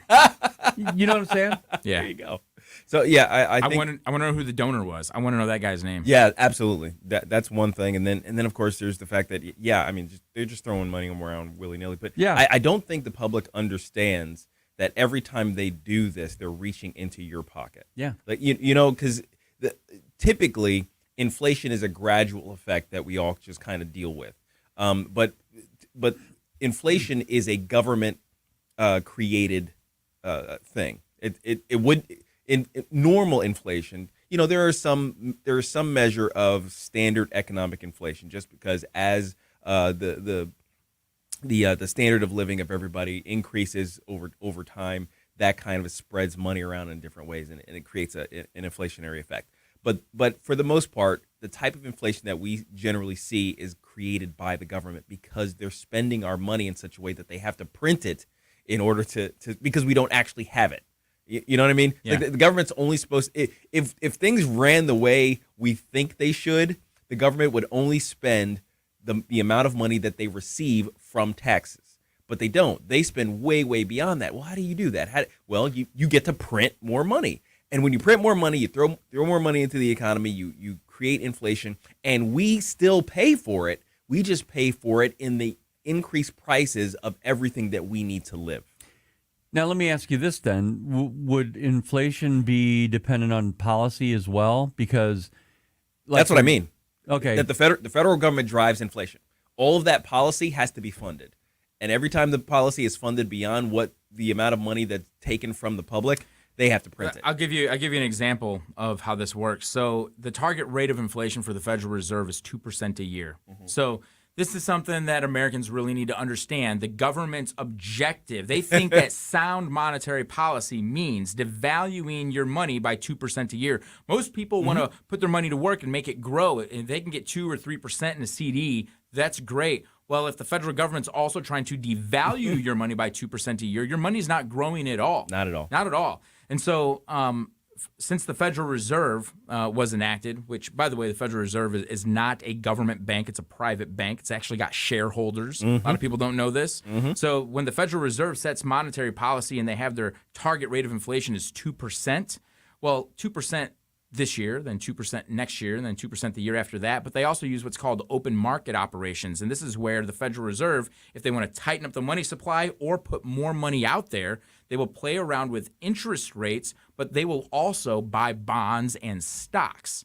When they buy bonds and stocks, they have to put money out into the economy. And then when they sell those bonds and stocks, the economy has to send them money so that way they can get their stocks and bonds back. So they use open market operations to kind of work on this money. But back when I was in the legislature, knowing that inflation over time eats away the savings and everything. Savings and everything else. The one rich person that always gets richer is the government. Yes. So I introduced a bill. I worked with Senator Lamping. He handled it in the House for me, or in the Senate. And the bill would adjust Missouri's tax brackets for inflation because our tax brackets, we're going into tax season. Yeah. And if you look at Missouri's tax brackets, they make no sense because the highest tax bracket's only like at $11,000. So you have like 1 to 1,000. I'm just using general figures here. 1 to 1,000, 1,000 to 2,000, 2,000 to 3,000. So every time that first $10,000 that you make, automatically you're in the highest tax rate. Well, back in 1929, when this was enacted, if you were making $12,000 a year, you were rich. You were rich. You would have been in the upper 1%, right? You would have been in the highest tax rate. But now in Missouri, if you only make $12,000 a year, you incur the highest tax rate, but that's less money than the federal poverty line. Yes. So you're living in poverty, and the state of Missouri has you in the highest tax rate. Well, how can that be changed then? I mean, that's crazy. Well, I tried to change this, and I was successful on one front, and I failed on the other. I was successful on this front. We got legislation passed. It was my legislation. I worked on it for 2 years. So every year, our tax brackets adjust for inflation, so that way we don't wind up paying more in taxes because of inflation. Right. And I tell you what, everybody needs to be thanking me. I'm waiting for a thank you card. Yeah, exactly. Especially For somebody. now, since 2020, our dollar has inflated over 15%. A dollar in 2020, you would have to spend $1.15 to get the same value that you would have gotten in 2020. Yep. But you won't have to send that to the state government now because of my legislation. But here's the second part. Here's the part where I failed. Yeah. Every time you introduce a bill in Jefferson City, it comes with a fiscal note that tells you how much your legislation costs. Right. So to make the point that we have sent so much money to the state government because of inflation, I said, let's adjust the brackets all the way back to 1929. Well, that came with the fiscal note. You know how much it cost? $8 billion. Wow. So our state government is $8 billion bigger than it should be, all because of inflation. And you know who made this happen? It was a huge transfer of wealth from the moms and dads working to put food on the table. Where? To the government. Wow. And then to nonprofits and the Wuhan lab and all these other people that stand to benefit in the special interests. Hey guys, listening, if you weren't a Republican before, you should be now. Now that you know what the government does, and you should want less of that. Yeah. We'll be back. We'll be back in just a couple minutes. We'll talk a little bit about the Southwest Airlines debacle and the plan to further regulate private industry right here when we come back on the Mike Ferguson Show, 1019 94.1 News Talk STL. Watch us on our live stream using Rumble, Facebook, and Twitter. This is Mike Ferguson in the Morning, made in St. Louis for St. Louis. It's News Talk STL. Tim Jones and Chris Arps in the afternoon. Hey, Columbo here. I'm taking over the Tim Jones and Chris Arps show for one day only on Friday to bring you the New Year's Eve Spectacular. Tim Jones and Chris Arps. Weekdays at 3:30 on News Talk STL. What if everything you thought and believed to be true about owning and buying your home turned out to be wrong? Straightforward, objective advice on the right way to make the most out of every dollar you put into your home. We're the only country that has one of those. Most other countries, considering like Canada, the UK, they don't have long-term fixed-rate mortgages like that. They're all variable-rate mortgages. HomeWise with Michael Midget, Sunday mornings at 9 on News Talk STL. Need repairs to your roof? A new roof? Call John Beal, 1-800-NEW-ROOF. And John Beal is proud to sponsor Larry Connors USA, starting January 9, right here on News Talk STL. This place has a pulse. You hear it in the canopy, feel it in the ground. Life, fully illuminated, engulfs you. From the birds singing in the treetops above to the tiniest insects in the soil below. You take a deep, cleansing breath, filling your lungs with the essence of the forest. Now, imagine it's all gone. Healthy, life-giving forests reduced to nothing. No singing birds, no lush canopy, and water and food in short supply around the world. Time is running out to protect our forests, and without our love, they can and will disappear. It's our choice. Love it or lose it. Help protect our forests. Visit World Wildlife Fund at wwf.org/love. This omnibus spending bill. News, analysis, opinion. Is adding over $1 trillion in new deficit spending. The committee believes we're a criminal referral. Former President Trump. 101.9 and 94.1 News Talk STL. This hour of Mike Ferguson in the Morning is brought to you by Stifel. Request a portfolio review from your Stifel financial advisor at stifel.com. That's STIFEL.com.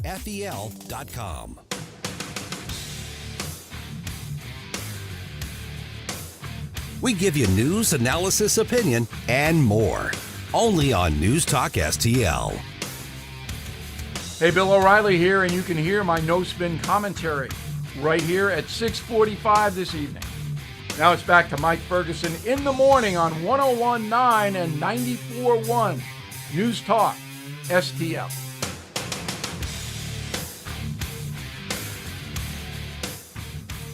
All right, and we are back for the final segment of the Mike Ferguson Show. I'm Paul Kurtman, filling in for Mike Ferguson and Gabe Pfeiffer and Ken Williams here in the studio. Good morning. And it is a good morning, but it's about to not be so good, guys. Oh, no. Because of this next article.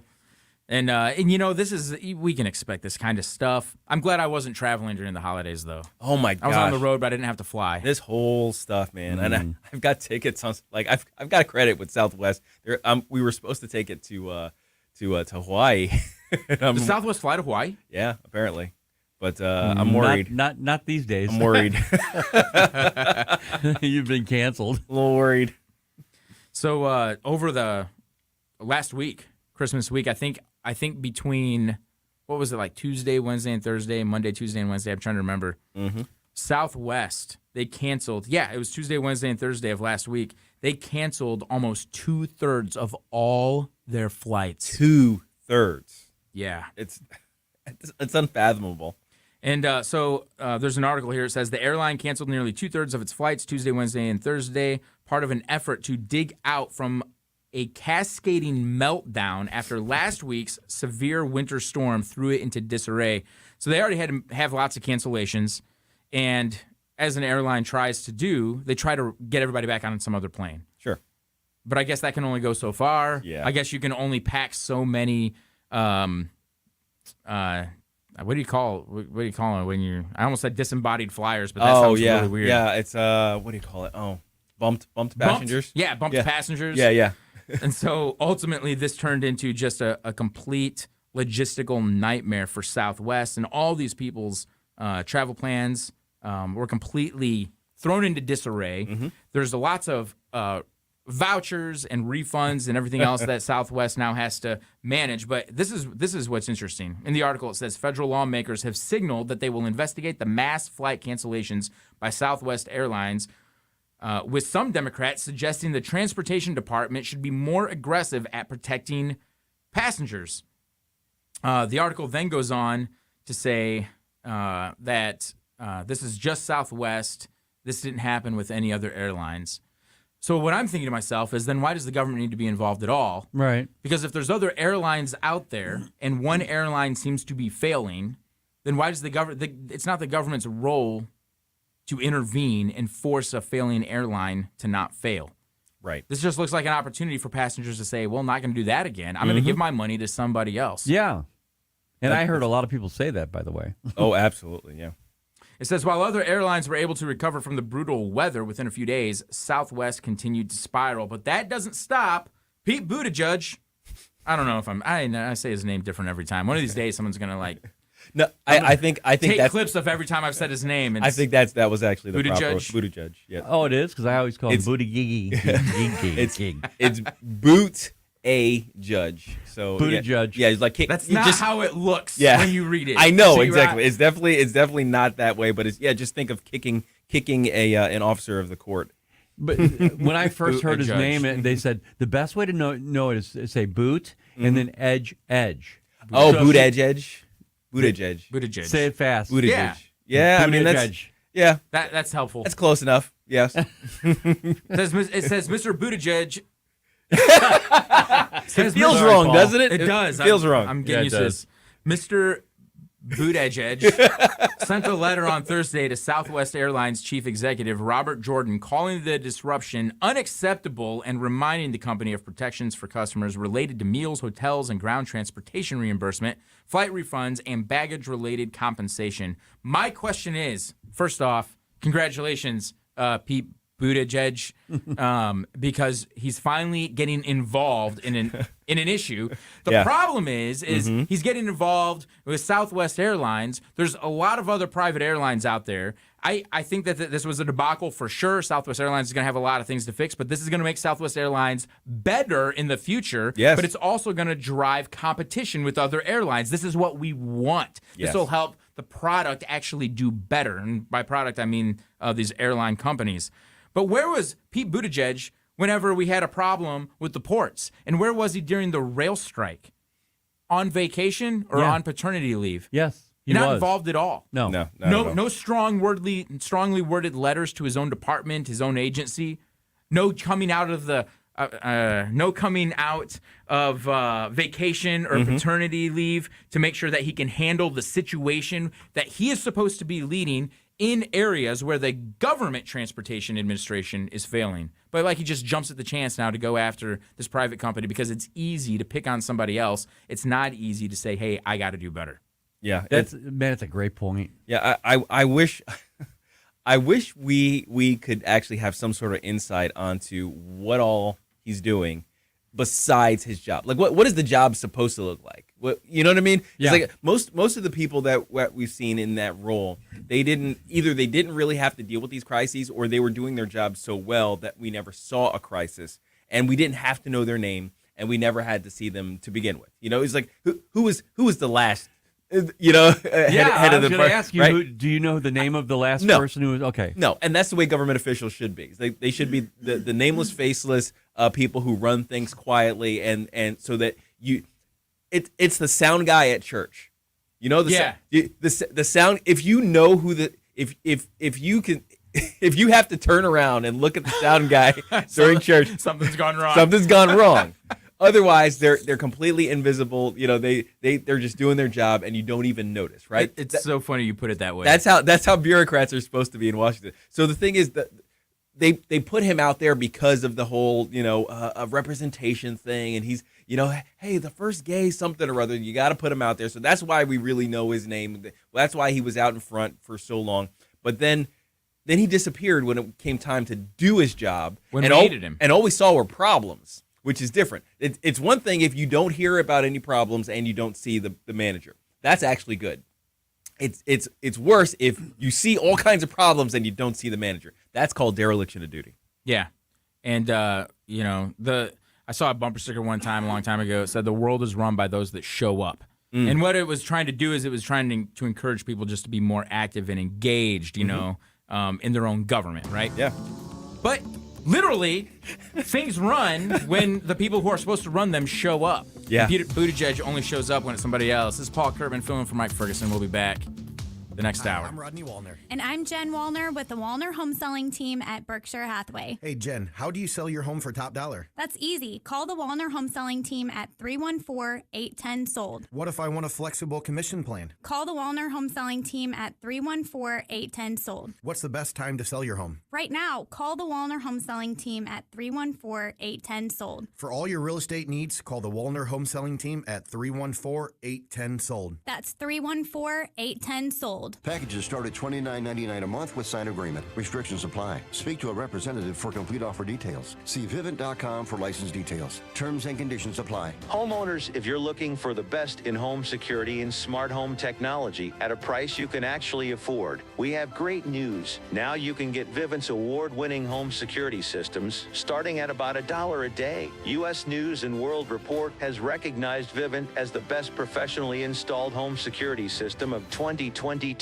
And right now, you can get Vivint's home security technology for about $1 a day. Plus, get free professional installation from a licensed technician. Protect your home and loved ones for as low as $1 a day. Call right now for your free home security consultation. 800-561-3405. 800-561-3405. 800-561-3405. That's 800-561-3405. KLGY HD3 Clayton, K270BW Belfast, KNBS Bowling Green. This is News Talk STL at 1019, 94.1, and always streaming at NewstalkSTL.com. News this hour from townhall.com. I'm Rich Thomason. Putting pen to paper, President Biden has signed the $1.7 trillion omnibus spending bill. The measure cleared Congress with some Republican support, although GOP opponents had argued for delaying approval of any spending bill until after the new year, when Republicans will have control of the House. Ukrainian authorities say they're investigating more than 58,000 potential war crimes committed by Russian troops, crimes ranging from killings and kidnappings to indiscriminate bombings and sexual assaults. His military taking a beating at the hands of the Ukrainians. Vladimir Putin's relentless attacks on Ukrainians' energy infrastructure continue, leaving millions of civilians shivering in the winter cold and dark. Crews bring in heavy machinery to clear rubble, while residents pick through the debris of shattered homes. These were the scenes Thursday across Ukraine, in the capital Kyiv, Odessa in the south, and Lviv all the way in the west, after the biggest wave of Russian missile strikes in weeks. The targets, power stations and other critical infrastructure. The Associated Press and the PBS series Frontline have independently documented more than 40 attacks by Russia on Ukraine's electrical, heat, water, and telecommunications facilities since February. I'm Ben Thomas. And in a video conference today with China's President Putin and Xi Jinping pledging to deepen cooperation between their two countries. The Democrat-controlled House Ways and Means Committee set to release 6 years of former President Trump's tax returns today. The panel voted last week to release the returns that Mr. Trump had sought to keep private. On Wall Street this morning, stock futures have been in the red so far. Right now, Dow futures down 117 points. The NASDAQ futures off 86 points. More on these stories at townhall.com. Relief Factor, pain relief that's natural, pain relief that works, and pain relief that attacks the source of the pain.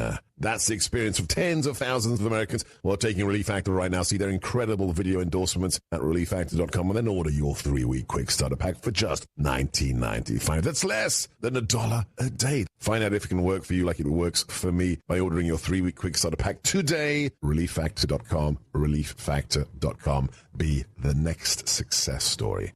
Hey folks, listen, you have to check out Up Faith and Family this new year. You can cozy up to romantic comedies, treat yourself to an uplifting Christian music performance, or hear powerful stories in the exclusive first season of Jesus Calling. And it's all ad-free. With Up Faith and Family, you can stream uplifting, family-friendly shows anytime, anywhere on your favorite device for only $5.99 a month. Visit upfaithandfamily.com/Salem and start your 14-day free trial today.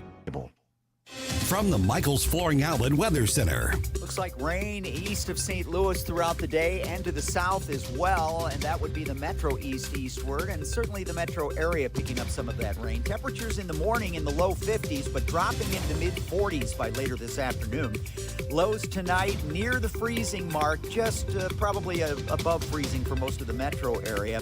And it will be dry overnight tonight and into Saturday. For New Year's Day, New Year's Eve, the high temperature 50, in the 40s during the evening if you're out and about. And on New Year's Day, partly to mostly cloudy and 58 degrees. I'm KMOV First Alert meteorologist Kent Earhart.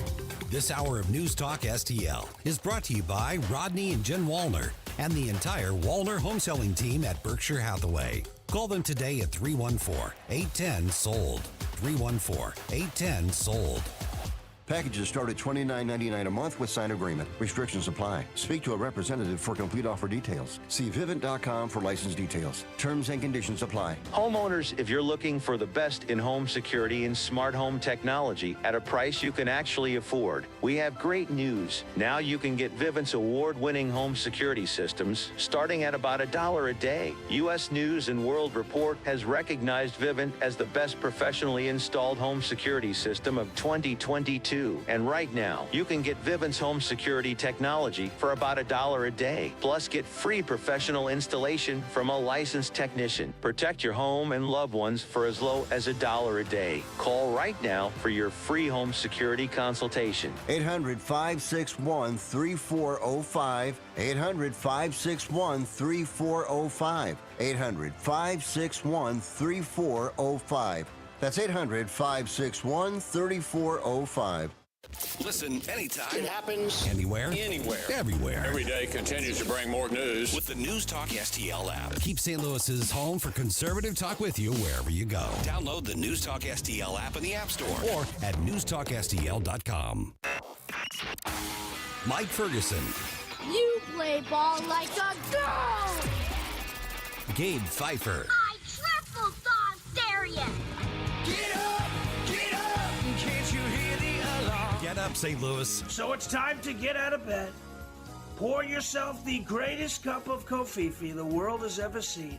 Rise up with one voice, drain the swamp, and take back our country. Today's the day we're going to do it, and it's time to do it right now, believe me. Mike Ferguson in the morning on News Talk STL. By far the best Trump impersonator. Yep. I'm telling you, I listen for all the little stuff. You know, how close is he really? That is the nuance. That is really good. Pretty darn close. Good morning, everybody. This is Paul Kurtman filling in for Mike Ferguson. Gabe Pfeiffer, Ken Williams here in the studio this morning on the Mike Ferguson Show. Last Mike Ferguson Show of 2022. Yeah. So here we are. And I had It's mentioned been a fun year. It has been a fun year. And you know what? Wow. What a way to finish the year with everything going on in the No studio. kidding, man. You know, I look at those things and I think whatever doesn't kill you makes you stronger. There you go.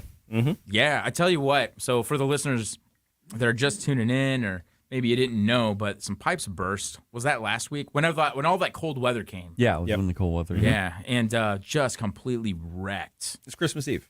Was that when it was? I'm pretty sure it was Christmas Eve. Man, just the Christmas Eve surprise. Yeah. In fact, Joe, one of our the owners, one of the bosses. Yeah, one of the bosses. He sent out an email saying, "Well, we got a Christmas present, and it's not a good one." And the pipes burst in Michelle's office, and it ran. We've got a large studio here, and it went all the way down to the bathrooms. Yeah, it's the other opposite side of the office. Everywhere, you, man. You would think that the pipe just split all the way down the length of the building, and water just poured out all over the place. But it just poured out just over here, right? And this one section of the studio, and then just ran all the way down through all the offices. And so, like I was not part of this at all, but clearly everybody just went to work, got things moved, and just made sure everything stayed on air. And so there was really no interruption or disruptions for listeners. No, awesome. We're in a different studio right now. We're in a much smaller one of our smaller studios, while they are going to clean up the main studio to get that ready for us for next week, hopefully. Paul, open that door and let everybody hear what those fans outside. Check this out. Yeah, so this is what's kind of dehumidifying. This is what you hear outside the studio. What's going on? Isn't that crazy? It's an airport. It really is. It does. And that just gives you an idea. There are like 9 or 12, I don't know how many fans out there. They're just blowing, trying to dry things out. But this is the end of 2022, so 2023, going into 2023 with a lot of new, fresher materials being put in the studio. So that'll be nice. Guys, here's some breaking news. Mm-hmm. Well, I don't know if it's breaking necessarily, but it's certainly a first in the U.S. From the Post-Dispatch, this was posted last night. Missouri picks up pace of executions. Next is transgender inmate from St. Louis County. Missouri will be the first state to execute a transgender prisoner. So you're going to have people fighting to keep him from being killed because he's transgender. Probably. They're going to say, Governor Parson, you need a stay of execution. You're a transphobe. Do you know how you're a transphobe? Yeah. You executed a transgender person. You literally want to erase his existence. It's a because you're a transphobe. Because you're a transphobe. Not because he killed anybody. No, that's nothing to do with it. That's secondary. Yeah. So, well, to be fair, they would want to protect them just because they don't like executions to begin with. I've noticed they don't care what you've done. They just don't like the idea of people being killed for doing bad things, I guess. I mean, I can't put it together. they're just against the death penalty. They're not against death. Yeah. Right? Because a lot of these same people are pro-abortion. Yes, that's true. And this is one of the things, like between the death penalty and the abortion issue, it's like the first response. Well, you're for the death penalty, but you want what? You're okay with the death penalty? Like it's like people's brains just go out the window. They do. Wait, so I'm comparing innocent human being who's never done anything in their lives to somebody who, I don't know, crushed a kid's head to death. It's like it's literally the difference between we're murdering where you have one person who's a murderer, and you have one person who can't even say the word. Right. Whenever I hear of someone is going to be put to death, the very first thing I ever think about is that family that lost whoever it was he killed. Mm-hmm. The people the secondary people and all the different family members, whoever they might be. It could be children, could be spouse. That's the first thing that comes to my mind, and they don't think about them at all. Yeah. Oh yeah. You know what? Everybody's worried about the justice for the person who's about to be executed for some reason, as opposed to the justice for those who that person's actions have caused harm.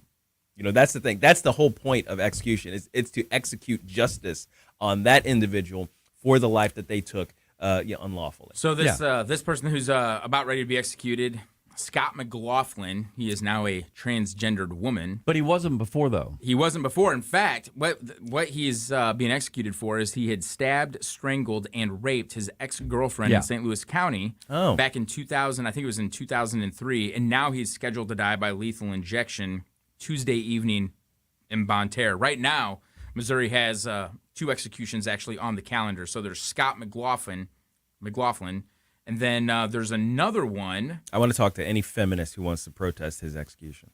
There's another. Yeah. There's another one, Johnny Johnson, who kidnapped and beat to death a 6-year-old girl in Valley Park in 2002.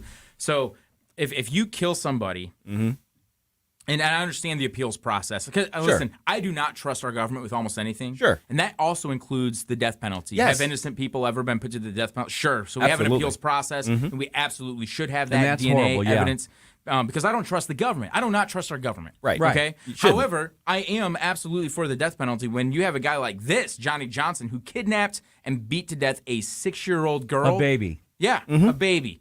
I mean, this person should not have 20 years worth. It's been 22 years worth of appeals. This ought to happen quickly. Yep. In fact, our Constitution says a quick and speedy trial. That should include the appeals process. Yes, those are trials too. Yes, they are. They should happen fast. They should happen thoroughly. The burden of proof should be really, really high. But once you clear it, I'm thinking of the burden of proof being a tall cliff and you just toss them over. But you know what I'm saying? Yeah. It's like we need a quick checkout lane for our death penalty. Now, let's think about that family. Mm-hmm. The mother and father that 20 lost years. 22 years. 22 years. The mother and father that lost that little girl, it was like yesterday, and they've been living that day every day for the last 22 years. Yeah. There is no justice for they have not witnessed justice yet for their dead loved They one. have to go through this over and over again. Every appeals process that this guy makes is them having to relive all of this over and over again.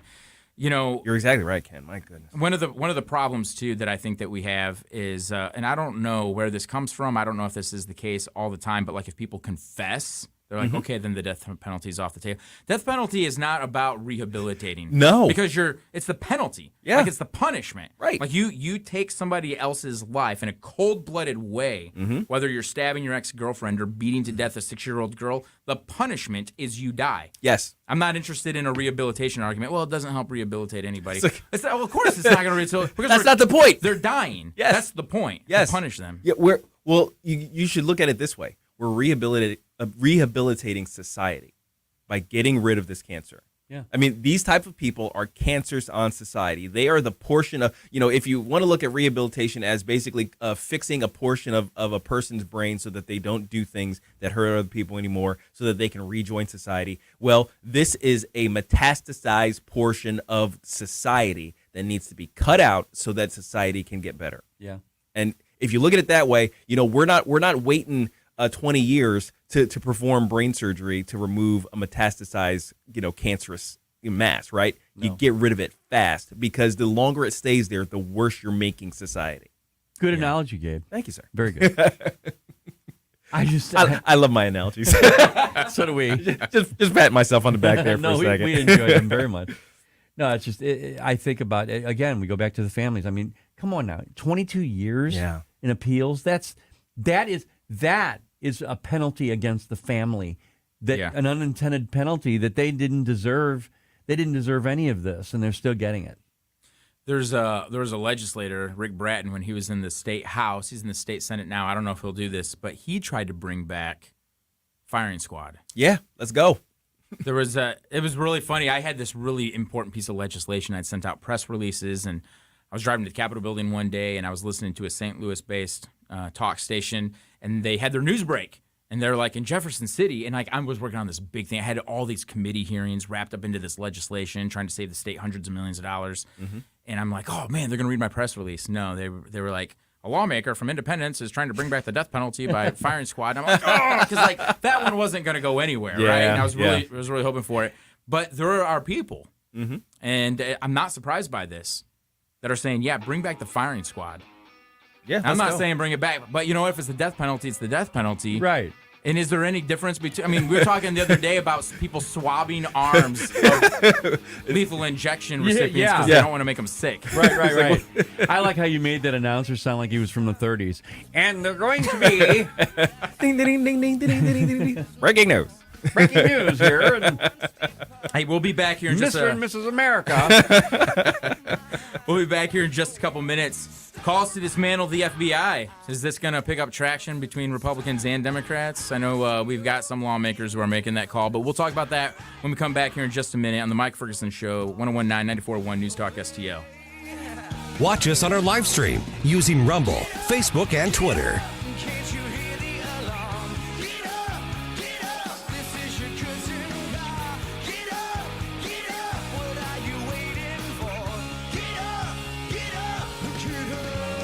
Get up, St. Louis. It's Mike Ferguson in the morning, made in St. Louis for St. Louis. It's News Talk STL. Hi, I'm Jen Wallner. And I'm Rodney Wallner with the Wallner Home Selling Team at Berkshire Hathaway. Hey, Rodney, how do you sell your home for top dollar? That's easy. Call the Wallner Home Selling Team at 314-810-SOLD. What if I want a flexible commission rate? Call the Wallner Home Selling Team at 314-810-SOLD. When's the best time to sell your home? Right now. Call the Wallner Home Selling Team at 314-810-SOLD. For all your real estate needs, call the Wallner Home Selling Team at 314-810-SOLD. That's 314-810-SOLD. Are you the type of person who loves their community and wants it to be the best it can be? Now it's easier than ever to do your part. Go to recyclemode.com to see just how easy it is to recycle the right way. Or if you already recycle and want to be as efficient as possible, RecycleMode.com can tell you what should and should not be recycled in your area. Become part of the clean recycling movement today. It's the right thing to do. Sponsored by the Missouri Department of Natural Resources.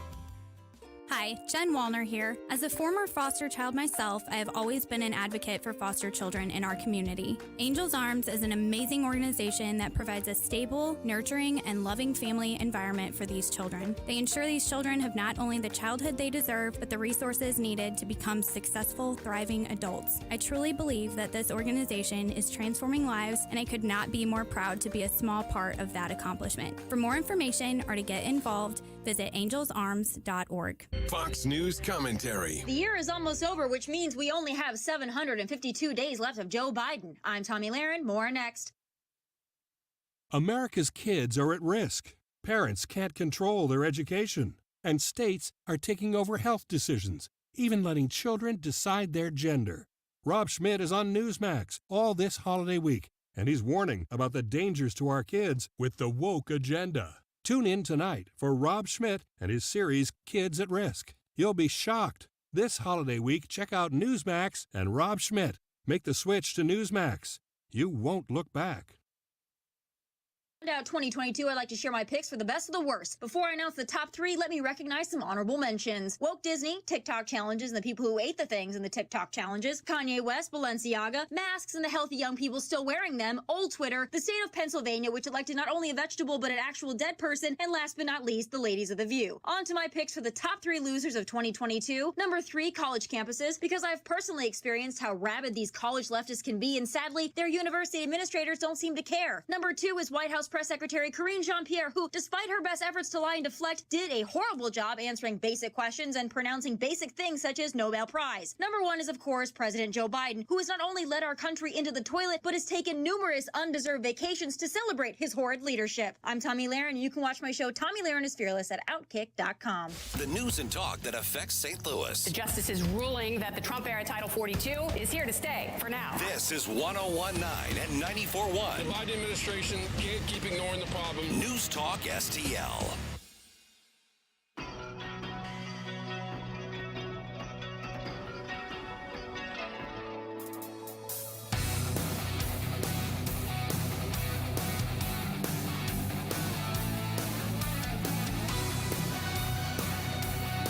Talk lines are open now at 314-912-1019.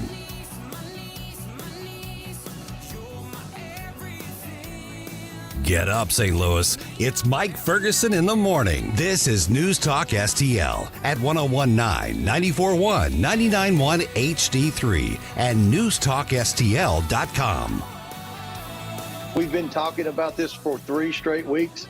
It's increased the attention since Elon Musk has started doing the right thing and becoming transparent at Twitter. You know, my concern was that this was a rogue FBI employee or 2, but we knew the FBI was the one communicating with the 3 Twitter employees, Mr. Roth, Ms. Gaddy, and Mr. Baker, that this was Russian disinformation pertaining to the Hunter Biden laptop, which, as you know, we're investigating the entire Biden influence peddling schemes here. But what we found today is the FBI had its own Ministry of Propaganda. 80 FBI agents dedicated to nothing but censoring free speech on the internet. That's roughly $12 million expenses to the taxpayers in salary and benefits per year. Look at our First Amendment rights. Anyone that cares about free speech should be outraged. Whether you're a Republican or Democrat, this has to stop. This is going to be a top priority for the Republican majority in January.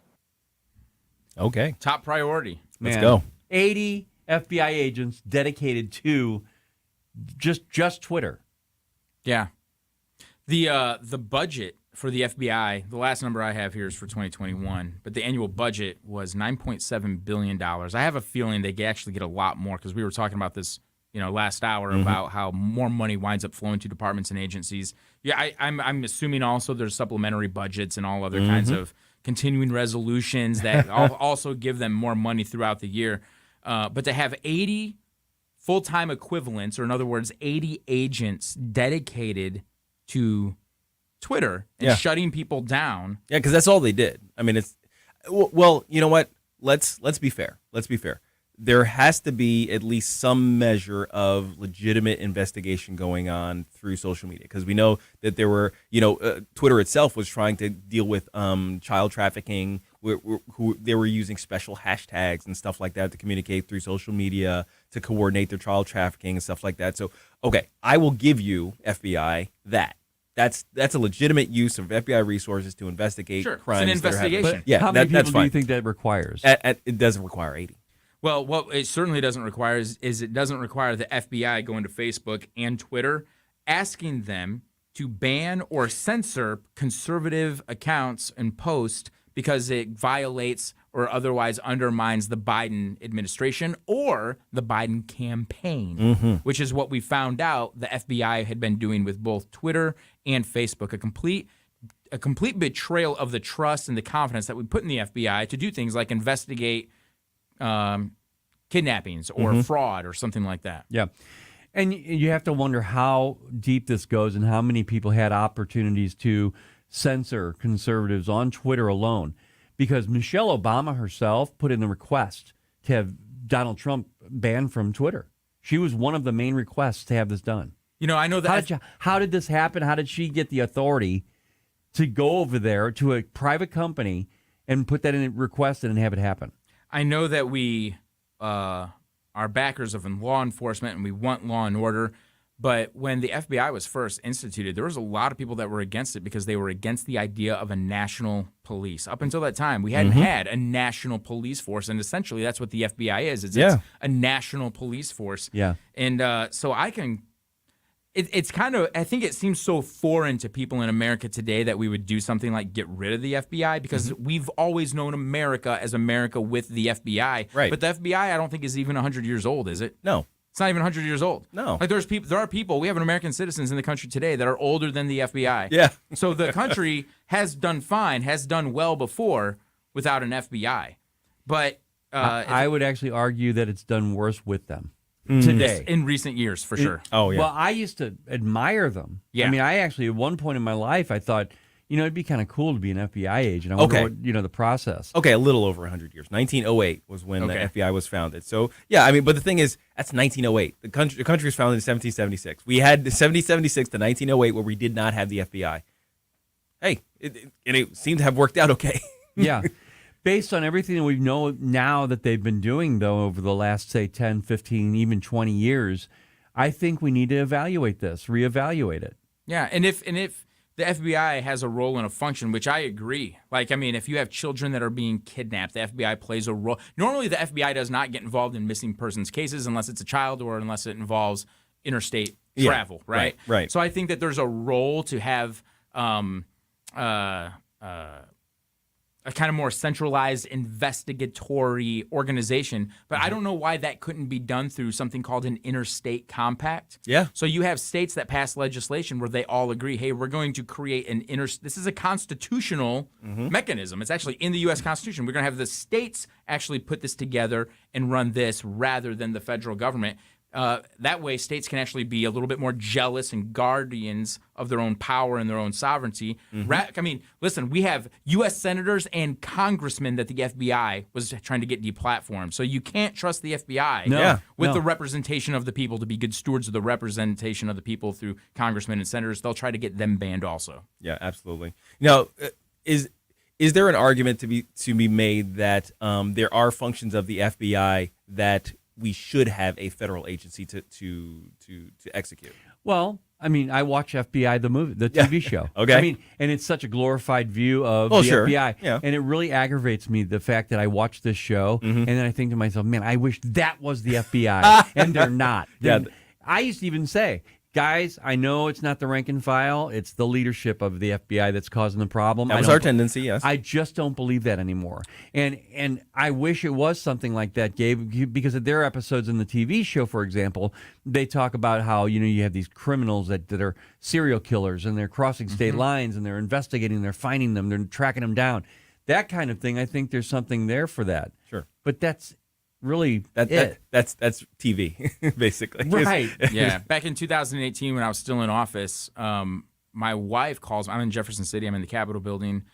my wife calls me and she said, there is a business card in our mailbox and it's from the FBI. And I was like, oh boy, what? And so I called the number on it. After I talked to a couple friends of mine in the legislature who are lawyers, I was like, what is going on? Did I do something? Like, what's happening? And they're like, yeah, I don't know. This is kind of strange. So all it was, though, was this FBI agent. I was running for state auditor, and I had been in Jefferson City, and he just wanted to build a relationship. He said, as you're kind of doing this work, if you come across anything, I just want you to know me. Feel like you can call me if there's anything that you think never needs to be reported.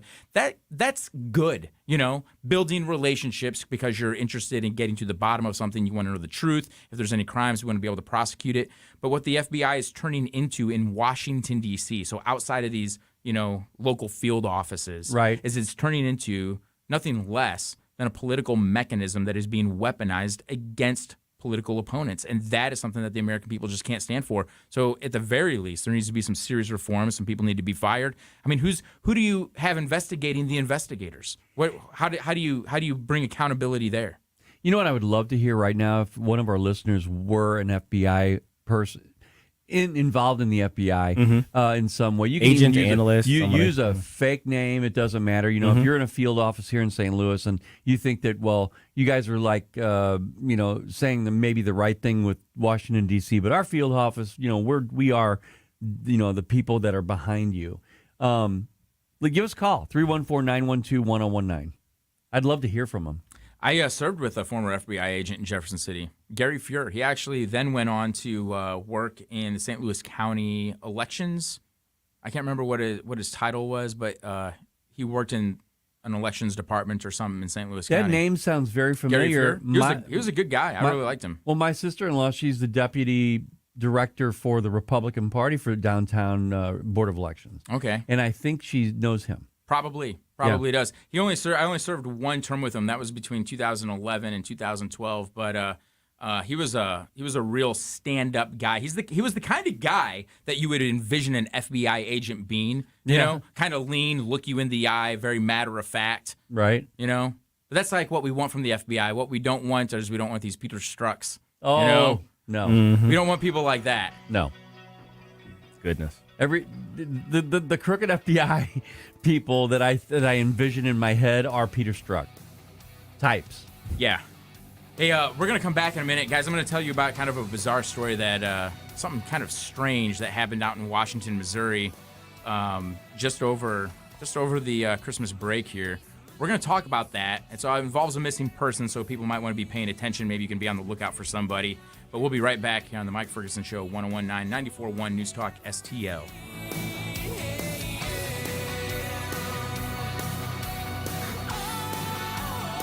For podcast articles and more, find us on NewstalkSTL.com. Follow us on Getter at NewstalkSTL. Mike Ferguson in the morning. Made in St. Louis for St. Louis.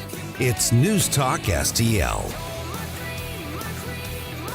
Subscribe and watch your favorite News Talk STL shows. Mike Ferguson in the morning. The Vic Porcelli Show. Columbo and Katie. Jones and Arps. Webcam streaming on Facebook, Twitter, Rumble. Subscribe and watch. News Talk STL. From the News Talk STL newsroom, I'm Joey Vasovich. A St. Louis judge upheld the plea deal that required Mark McCloskey to surrender the guns he pointed at protesters in 2020. In the recent order, the judge ruled that Governor Parsons' pardon on the assault charges had no bearing on the plea deal. Representative Ian Mackey of St. Louis is sponsoring legislation that would prohibit nearly all suspensions in lower grades. Mackey said that suspensions don't compel better behavior in the future, and they throw families into chaos. The policy is already followed in Mackey's hometown of Kansas City. A man was killed and a St. Louis police officer was injured after a police cruiser was struck by a vehicle early Thursday on Natural Bridge Avenue. The officer was at the scene of a previous crash and waiting on a tow truck to arrive at about 3 a.m. when the officer's cruiser was struck by a Nissan Altima. 2 PETA protesters were each charged with misdemeanors of disturbing the peace and trespassing after bursting into a Mullah Shriners meeting to protest the use of elephants in the circus. One protester was dressed as Santa while the other filmed. The protesters say they intend to sue after allegedly being assaulted. And in sports, the Blues beat the Blackhawks 3-1 in St. Louis last night. Next up, the Blues welcome the Wild to Enterprise tomorrow night. Puck drop is at 5 p.m. And in college football, Mizzou starting quarterback Brady Cook underwent surgery on his throwing shoulder on Thursday. Cook will miss all of spring practices, leaving the Tigers with just one healthy scholarship quarterback for the spring. For in-depth coverage of these stories and more, go to NewstalkSTL.com. From the Michaels Flooring Outlet Weather Center. Looks like rain east of St. Louis throughout the day and to the south as well, and that would be the metro eastward, and certainly the metro area picking up some of that rain. Temperatures in the morning in the low 50s, but dropping into mid-40s by later this afternoon. Lows tonight near the freezing mark, just probably above freezing for most of the metro area. And it will be dry overnight tonight and into Saturday. For New Year's Day, New Year's Eve, the high temperature 50, in the 40s during the evening if you're out and about. And on New Year's Day, partly to mostly cloudy and 58 degrees. I'm KMOV First Alert meteorologist Kent Earhart. Buckle up, Buttercup. What's new, fresh, and definitely shaking up the airwaves? Johnny's Hideout in High Ridge presents the Definitely Holly Show. Hi, this is Holly, a conservative millennial, and I am proud to be the newest member of the NewstalkSTL family. Every Saturday, we tackle controversial and hot topics and what's going on in our local community. The Definitely Holly Show. This Saturday evening at 5 on NewstalkSTL. Brought to you by Hiatus Tequila. How is your car payment treating you? What if I told you you could make a free phone call right now and reduce your car payment by as much as $83 a month? Look at your car payment closely. You could be paying as high as 20% interest. Rate Genius can help you reduce your car payments by reducing your interest rate to as low as 2.48% APR. We can refinance most existing car loans or leased cars, new or used, and save you money every month. Put more money back in your pocket. The call is free to find out how low we can lower your car payment. 5 minutes of your time right now could save you hundreds of dollars a year. Call Rate Genius now. 800-764-2179. 800-764-2179. 800-764-2179. That's 800-764-2179. Not all applicants qualify for a loan or rate savings. Actual offer terms, including APR, are determined at the time of your application based on creditworthiness, value of the vehicle, loan term, and other factors. Free speech is alive and well in America. Sometimes it's hard to know what's real and what isn't. Right here. The country is heading in the wrong direction under this president. We're suffering shortages. America's running out of everything. News Talk STL. News, analysis, opinion.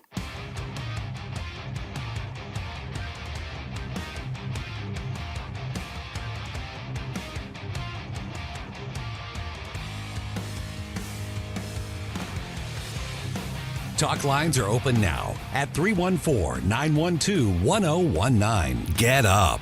It's Mike Ferguson in the morning. This is News Talk STL at 1019, 94.1, 99.1 HD3 and NewstalkSTL.com. All right, hey, welcome back to the Mike Ferguson Show here at News Talk STL. Gabe, Ken, here's kind of a sad story and also kind of a warning maybe for future people and maybe a couple questions philosophically about life that we can talk about just for a minute. But there's a search underway for a man who's gone missing while ice surfing on the Missouri River. Oh. He had jumped. Have you guys seen the Missouri River over the last couple of weeks with when all this cold weather came? It gets all the ice chunks in it, right? Huge ice chunks. Mm-hmm. And there's a picture of a guy. So I live in Washington, Missouri, and there's a couple of Facebook groups that I'm part of out there. And somebody had posted a picture. They said, hey, look at this guy. And it's a picture out onto the Missouri River from Washington, Missouri, from the parking lot right there at the Riverfront Park. And right in the middle of the river, you see this guy, and he looks like he's holding a stick, and he's ice surfing. He got on a piece of ice, I think somewhere around New Haven, and he was planning on floating all the way down to Labadee on the Missouri River. Oh, my God. On a chunk of ice. How was he going to get off of it? I don't know. I think he had done this before, and so he decided to do it again. Maybe he did it last year or a couple years ago. I'm not sure. That was my question. I actually asked my wife, like, how do you get off? Because he was right, and in this picture, he was right in the middle of the river, and it's not like you can steer those things. They don't have rudder. No, so I don't know how he was going to do they're it. incredibly heavy. You can't oar them. And you're not going to swim. And if you hit a bridge, that thing will break up, or if it hits another big piece of ice, like it could break up. But he had done it before, and so he did it again. But He was supposed to get out somewhere around the Labadee area, but the last time he was heard from was about 3:30 p.m. on Tuesday. Some people are hoping that maybe he had just lost his phone or it had fallen in the water. He posted a picture of himself, I think, on social media or sent it to some of his friends from this piece of ice in the middle of the river. But he is now missing. His name is Aaron Dunke, Duenke. I don't know exactly how to say it. Yeah. Maybe Dunicky or something like that. Yeah, or Dwenke or Dwank. I'm not sure. I'm not exactly sure how to say his name, Aaron. But you can find this article at the Post-Dispatch. You can Aaron find D. it also on social media. It's been shared several hundred times. But he's 34 years old, from Washington, and he was last heard from Tuesday at 3:30 p.m. Oh, man. So people are looking for him right now. They think maybe he just lost his phone and maybe he just kind of got lost in the woods or something. But a lot of people are fearing the worst. But this kind of brings us to a question. I hope he's found. I hope his family is able to find him. But I also hope that people are very careful about the risks they take. I take risks. I will take risks. But this, I saw a Facebook discussion kind of erupt from this. Some people were saying you shouldn't do this because what about all the first responders who now have to go into the river if something happens to you and you're just putting all these other people's lives in jeopardy, not only that, but your own. And then other people are saying, well, it's the risk of living the life that you want to live. And so I'm just kind of curious, like, where do you guys fall down on this? Because I see both sides, for sure. Yeah. I'm not that risky at all. But, I've always told myself, do what you love to do. And no matter what it takes, your career should be what you love to do. You should never do just to live. You shouldn't do a job that you hate. And so that kind of falls in that where maybe you're a risk taker. Maybe you need that adrenaline rush in your life in order to survive. Some people need that. So as far as I'm concerned, you have to accept the consequences, but I think you should be allowed to be able to do it too. I guess part of my thing is that often the consequences involves other people, and that's kind of where I always like the guy who likes to go backpacking in Afghanistan. Now there's a special forces group, looking for you. You know what I mean? It's like we've seen that happen before. Or now the president has to negotiate for your return. Yep. That's the type of stuff. I was like, but now you've involved all of us. But that I also kind of think though that's almost everything Yeah. that you do. I mean, like if you're a father and you have children and you decide to pick up your phone and send a quick text while you're driving because you forgot to turn off the stove. So, you know, you're taking a risk that clearly could involve other people, not just yourself. Right. But it's just something that we just make these kinds of decisions all the time. I do think, though, that there comes a certain point if you're going to do something like this, and maybe he did, and maybe it failed, but maybe he planned for plan B. Like, what happens if I'm out on the ice and all of a sudden it breaks or it's just not strong enough and I start to sink? You know, do I have like a little inflatable raft? I can pop a cork and it just blow up and I can jump in it. Do I have a life preserver? It looked like on the picture, it looked like he had a backpack that was maybe sitting on the ice next to him. But I see both sides of this. Like, do what you want to do, but you got to be willing to incur the risk. But while he was going through Washington, while he was coming down the river, law enforcement did reach out to him. They kind of followed him a little bit, and they had a megaphone, and they were asking him, do you need help? Because nobody was informed that this was going to happen. Law enforcement, it's not like he called the police department and said, hey, just so you know, I'm going to be coming through. So they had already started to pull together some people to respond in case this guy needed help because he looked like he was stranded on a piece of ice. Well, yeah. They didn't know that he was doing it on purpose. Yeah. So, I mean, if you go out to do something like this, just have a plan to take care of yourself. When I was in the Marines, if you got shot or wounded, it was self-aid, buddy aid, corpsman aid. So always have a plan. Have we call it an IFAC, individual first aid kit. Be ready to patch up yourself. Take care of yourself first so you don't take anybody else out of the fight. And only if you need to reach out to somebody else, then you call for help. And if you and your buddy can't take care of your wound, then you call the professional. You call the corpsman, the guy who's trained to get you patched up.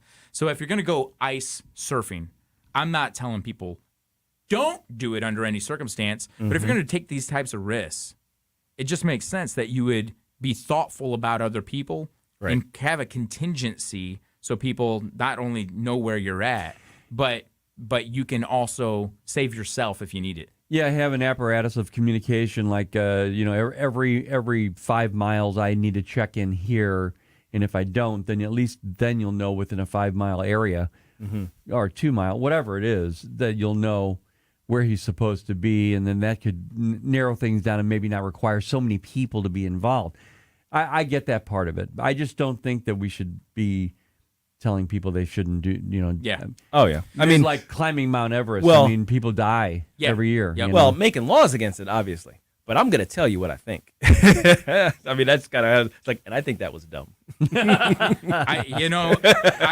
And you should be able to. Exactly. There was a time in my life probably where I would have done something. I would have been more cavalier about doing something like this because I won't say I'm an adrenaline junkie, but when I was younger, and this is probably goes back to one of the reasons why I became a Marine Corps infantryman. Like I wanted to run around in a jungle and blow stuff up and jump out of helicopters. Takes a certain type. But now that I'm a father of 4 with 1 on the way, there's risks that I won't That's take true, anymore. that's true. Feels a little different. Because I'm concerned about being there for my kids and the people that need me. When my band first started, we went down to Hollywood Beach, Arnold, to live, and it was a house on 15-foot high stilts, and twice a year it would flood.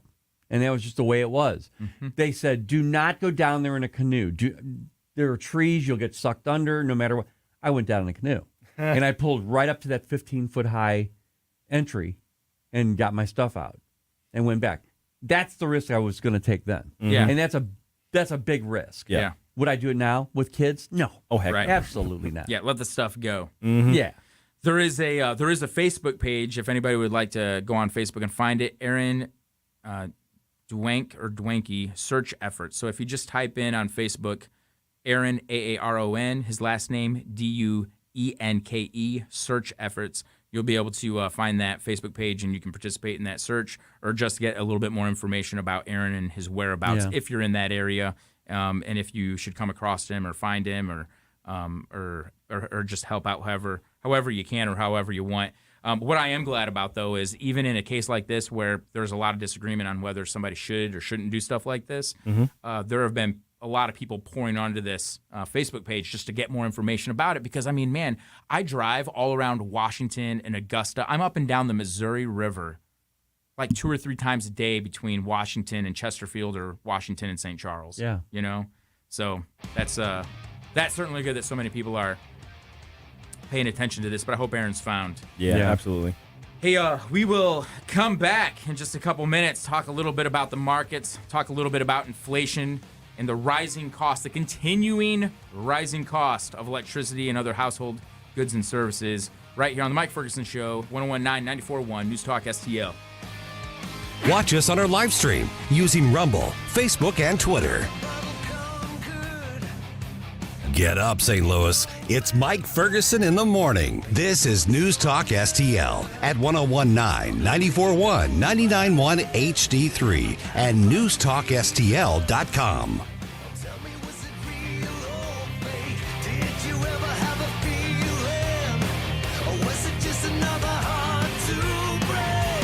The Vic Porcelli Show. Friday?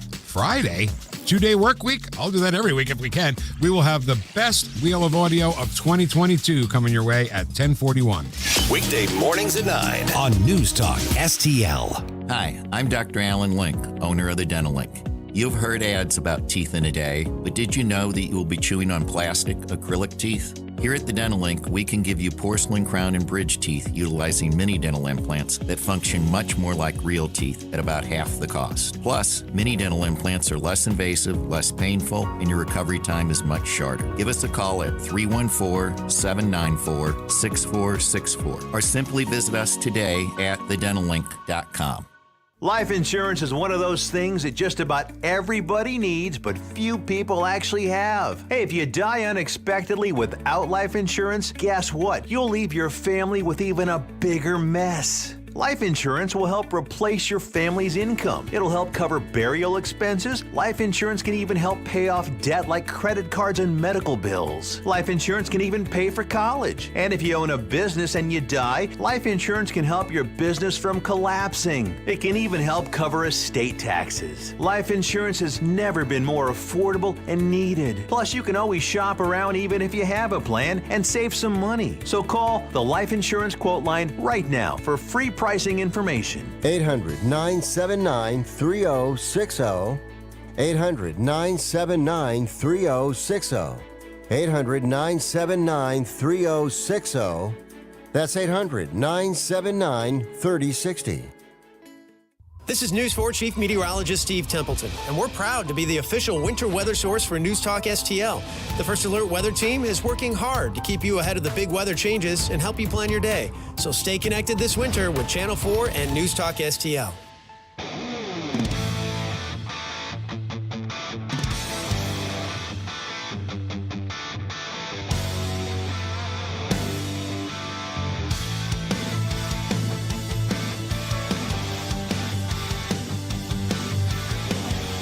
Talk lines are open now at 314-912-1019.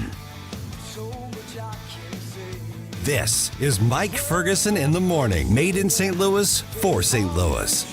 It's News Talk STL. Welcome back. Welcome back to the Mike Ferguson Show. This is Paul Kurtman filling in for Mike. And guys, so President Biden, turns out he lied to the American people. When? Again? Oh, wait, so today? So he addressed us. This might be breaking news. So he addressed us. Right. He opened his mouth? Yeah. Okay. So the energy reduction, energy reduction. That's what we should call it, the Energy Reduction Act. Yeah, yeah. The Inflation Reduction Act. The Inflation Reduction Act. Mm-hmm. Oh, the Inflation Acceleration Act. Okay. It is so bizarre to me how somebody would have the nerve to introduce a spending bill that creates new taxes and call it the Inflation Reduction Act.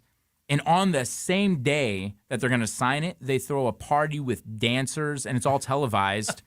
And on the same day, the market is plummeting. The absolute audacity of these people is staggering. It is a great screenshot of Biden standing there. You got all these celebrities and entertainers behind him because he's going to sign this bill like it's a circus, right? Yeah. And while you're watching it live on the news, down at the bottom, there's a market ticker. And it is going all down, red. It's down, all red. Down. And if there's an image that perfectly encapsulates the modern day Nero fiddled while Rome burned, it is that imagery of Biden and all of his entertainers and all the Democrats having a party while people's 401ks are being erased. That's it. Do you know what scenario would make him not do that? Is if the mainstream media wasn't behind him.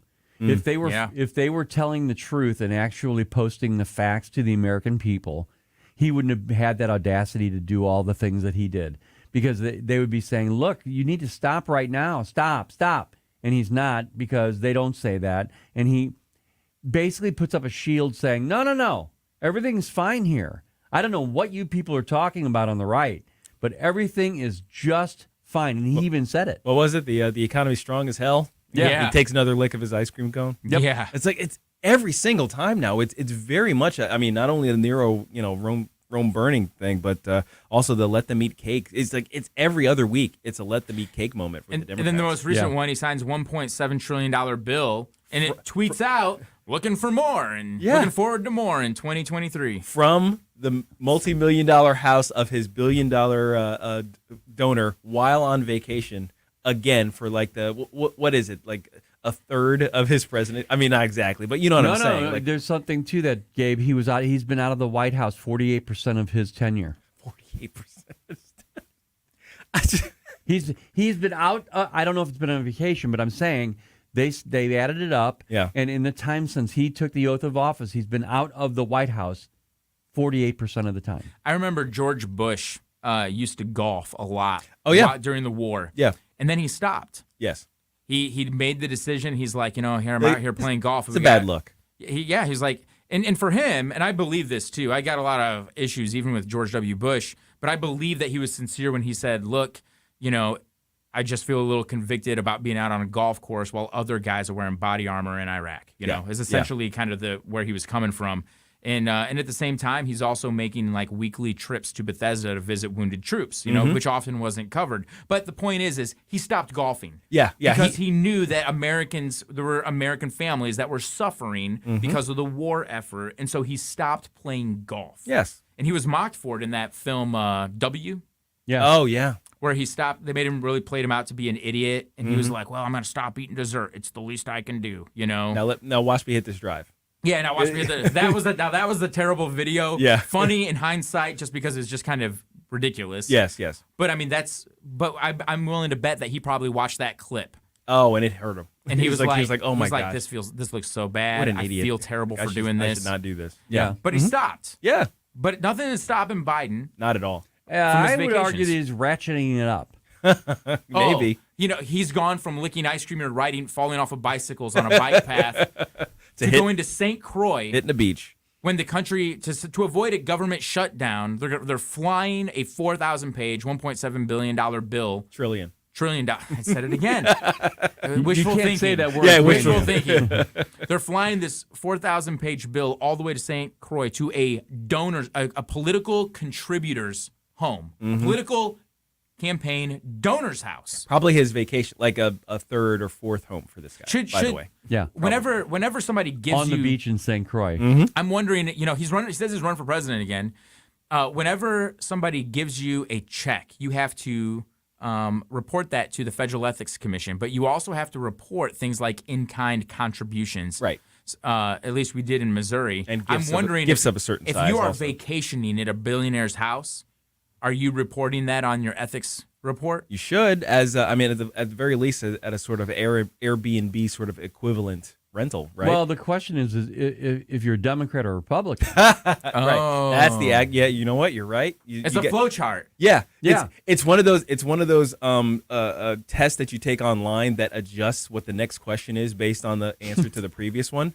So if you click, the first question is Republican or Democrat, and you click the Republican one, then the rest of the form shows up, and now you have to fill out all the things. If you click the Democrat, it says skip. Yeah, exactly. The flag pops up And and it's says, like, go have fun. Yeah, exactly. Big green flag is like you're all good. It says here, title of this article says, "Think your bills are high now? All the tax hikes hitting Americans on January 1st revealed electricity cost to soar, and even your nest egg is not safe." And then what the article goes on to explain is that Democrats' Inflation Reduction Act would help ordinary Americans, they think, but new analysis suggests that it shreds President Biden's promise not to raise taxes for Americans making less than $400,000 a year. We know that was coming. It says that one of the taxes, so there's 3 different taxes that go into play in January. One of them is a regressive tax on American oil and gas development, estimated to increase taxes by $6.5 billion. Okay. And they're saying that this is just on the companies, but the companies pass on all these costs. Yeah. All these costs get passed on to That's the how consumer. that works. And I was getting flamed on Twitter because someone was saying in my profile I have gas is still $2 higher than it was during Trump's reign or Trump's administration. During Biden's reign, it's $2 higher. And they would say, well, no, it's down now. It's low. And I remind them that after January, it's already gone up at my house. It went up 45 cents in the last 2 days. It's already over $3 a gallon now. Again, Here we go. That's coming back. Here we go. Yeah. it's going to happen. And People don't understand. That was temporary because of various Because things the that he put elections. into. Yeah. Because of the elections. Remember, Yes. he went to Saudi Arabia and they said, we're going to cut oil production. He said, please wait till after the elections. Yeah, that's true. Those were his exact words, basically. The omnibus bill has been passed now, and that's going to go to September 30th of 2023. What does he have to hide now? Watch what's going to happen. Your gas is going to go up. Your utilities are going to go up. And if you don't vote against the Democrats coming up, then you have nothing to complain about. And Republicans totally got trolled on this $1.7 trillion bill. it hurts him so bad, guys. You have to see $1.7 this. trillion bill. I wish we had the camera on. So for the next 2 years, Republicans can't do anything until it's the year of the next campaign season. Absolutely. Sorry, man, I hit the wrong button. The senators just they basically it's that meme where the guy kind of shoots another guy sort of in the background in a chair, and then he looks at the camera and says, "How could somebody else have done this?" That's basically the Republicans. Yeah, that's what it's going to be. They shot the congressional majority coming in, and they said, How could the Democrats have done this? Republicans took the House. They took the House. They completely locked themselves out of being able to be a check on the Biden administration through the budget process for a whole year. Yeah. And by the time they get that power back, it's going to be campaign season. You think these Republicans are suddenly going to grow a spine during campaign season? Not likely. Yeah. So here we go. Expect the nothing burger that we usually get from Republican majorities these days. We've been talking about it a lot, and the fact is clear that it's going to get a lot worse before it gets better. And this guy, Biden, is not going to run again. I'm just throwing that out there. I don't know how he's just could. saying that so he's not the lame duck. I'm just saying. He's trying to project strength, which is not something that's easy for Joe Biden to do. Clearly. Hey, we're going to be back for another hour here in just a few minutes, so make sure you stick around for the final show of the Mike Ferguson Show right here, 101.9, 94.1, News Talk STL.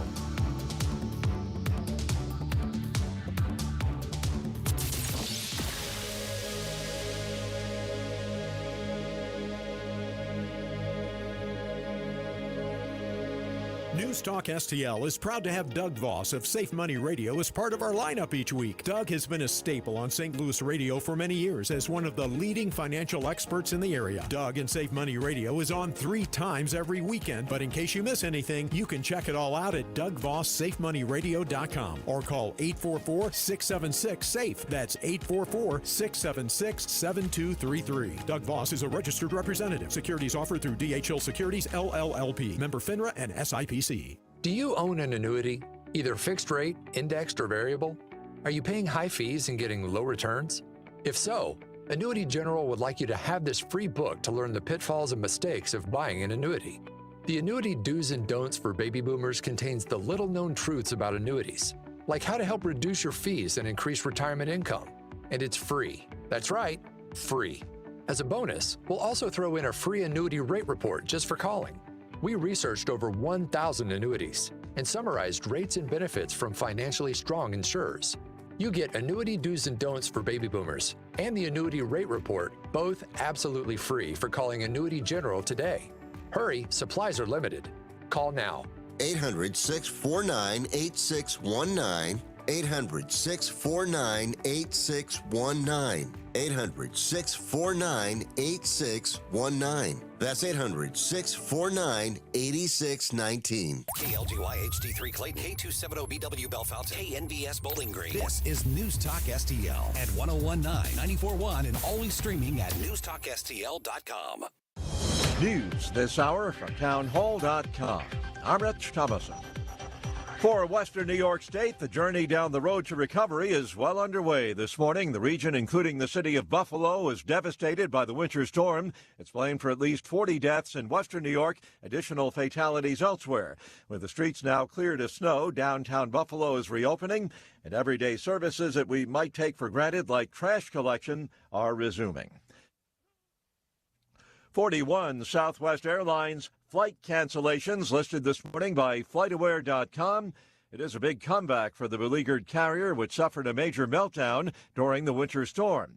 In the midst of the mayhem, Transportation Secretary Pete Buttigieg faces bipartisan criticism. He's accused of ignoring warnings of a pending holiday travel crisis. Prior to his arrest on fraud allegations, he had some friends in very high places. Accused cryptocurrency fraudster and Democratic donor Sam Bankman-Fried met with 4 Biden officials this year before the collapse of his company, FTX. According to Bloomberg, Fried held talks with senior White House advisor Steve Ricchetti on September 8th and April 22nd and May 12th, with another top aide in attendance. Fried's brother Gabriel had a solo meeting with White House officials on May 13th. Fried was the Democratic Party's second largest donor in the 2022 election cycle. He'll be arraigned in a Manhattan court on January 3rd, and if convicted on all charges, face 115 years in prison. Tasha Stevens reporting. 2 allies, Russia's Vladimir Putin and China's Xi Jinping, reaffirming their alliance while vowing to strengthen the ties between their regimes. The two held a video conference earlier today as Putin's war in Ukraine grinds on. Wall Street, the Dow futures are down 158 points. NASDAQ futures off 120. More on these stories at townhall.com. Relief factor, pain relief that's natural, pain relief that works, and pain relief that attacks the source of the pain. That's the experience of tens of thousands of Americans who are taking Relief Factor right now. See their incredible video endorsements at relieffactor.com and then order your 3-week quick starter pack for just $19.95. That's less than $1 a day. Find out if it can work for you like it works for me by ordering your 3-week quick starter pack today. Relieffactor.com, relieffactor.com. Be the next success story. Hi, this is Dennis Prager. As you know, the culmination of my life's work has been writing my Rational Bible Commentary series. I have done Genesis, Exodus, and the just-released Deuteronomy. They are all called the Rational Bible because my approach is entirely reason-based. So if you're looking for the perfect holiday gift, even for someone with no faith, in fact, especially, I recommend giving them my Rational Bibles. Go to PragerStore.com. You can buy them individually or as a complete set. That's PragerStore.com or click the banner on my website. From the Michaels Flooring Outlet Weather Center. Looks like rain east of St. Louis throughout the day and to the south as well, and that would be the metro eastward, and certainly the metro area picking up some of that rain. Temperatures in the morning in the low 50s, but dropping into mid-40s by later this afternoon. Lows tonight near the freezing mark, just probably above freezing for most of the metro area. And it will be dry overnight tonight and into Saturday. For New Year's Day, New Year's Eve, the high temperature 50, in the 40s during the evening if you're out and about. And on New Year's Day, partly to mostly cloudy and 58 degrees. I'm KMOV First Alert meteorologist Kent Earhart. This hour of News Talk STL brought to you by All Solutions Pest Control, 636-486-7888, or visit them at allsolutionspestcontrol.com. If a pest-free home is your goal, call All Solutions Pest Control.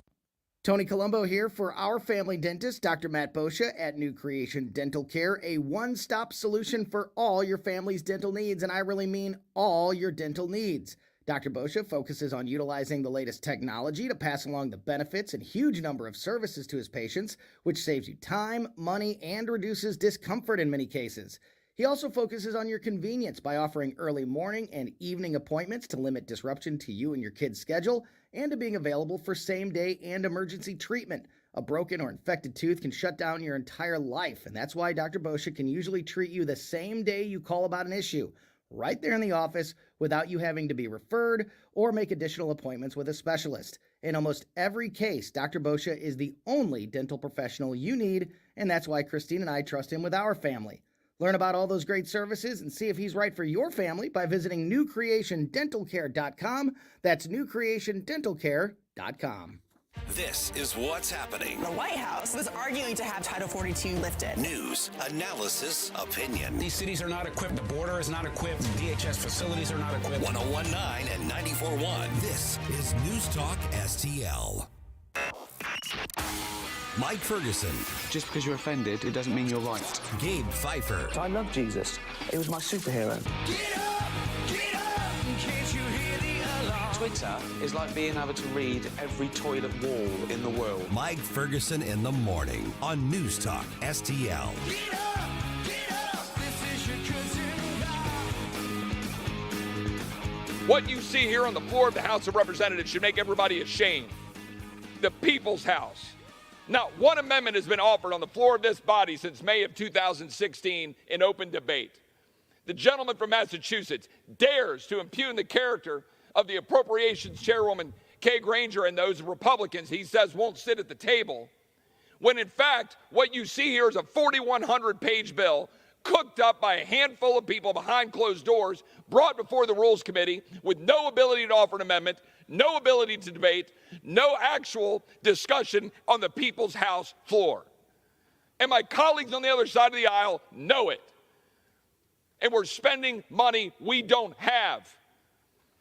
Go home and sell your projects. Go home and talk about all the pork you're bringing home. But you're destroying the United States of America. Absolutely destroying this body. The American people did not send us here to do that. My colleagues on the other side of the aisle know that. My colleagues on the other side of the aisle know full well that this body is broken. There you have it. That is Congressman Chip Roy out of Texas. Man, he got fired up. Broken. Mm-hmm. Yeah. I had to say that last word, man. Welcome back to the Mike Ferguson Show here at News Talk STL. And I tell you what, that is one thing that I did not know, is that not a single amendment has been offered on the House floor since 2016. Here's the way the process is supposed to work, okay? So I'll give you an example of the way it works in Jefferson City, which is in state capitals, you'll find these processes working. When we have our budget committee in Jefferson City, we don't just have one big budget bill. We have usually several bills, okay? And each bill covers a budget for a particular department. That way, each department's budget can get debated and vetted at a time. Individually. So that way, and then you vote on it individually, and when it goes to the governor's desk, the governor signs the budget for MoDOT, right? Yeah. And then later on, he's signing the budget for something else. So it's not one gigantic 4,000-page bill like President Biden just signed. Right.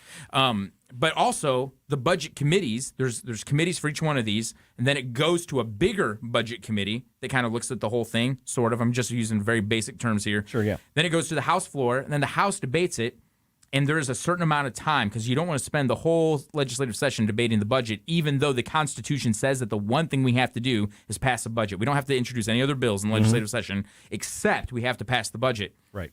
So when a budget bill's brought up, people can offer amendments and say, hey, I have an amendment to take $10,000 from this line item and add it to this line item, move it over here.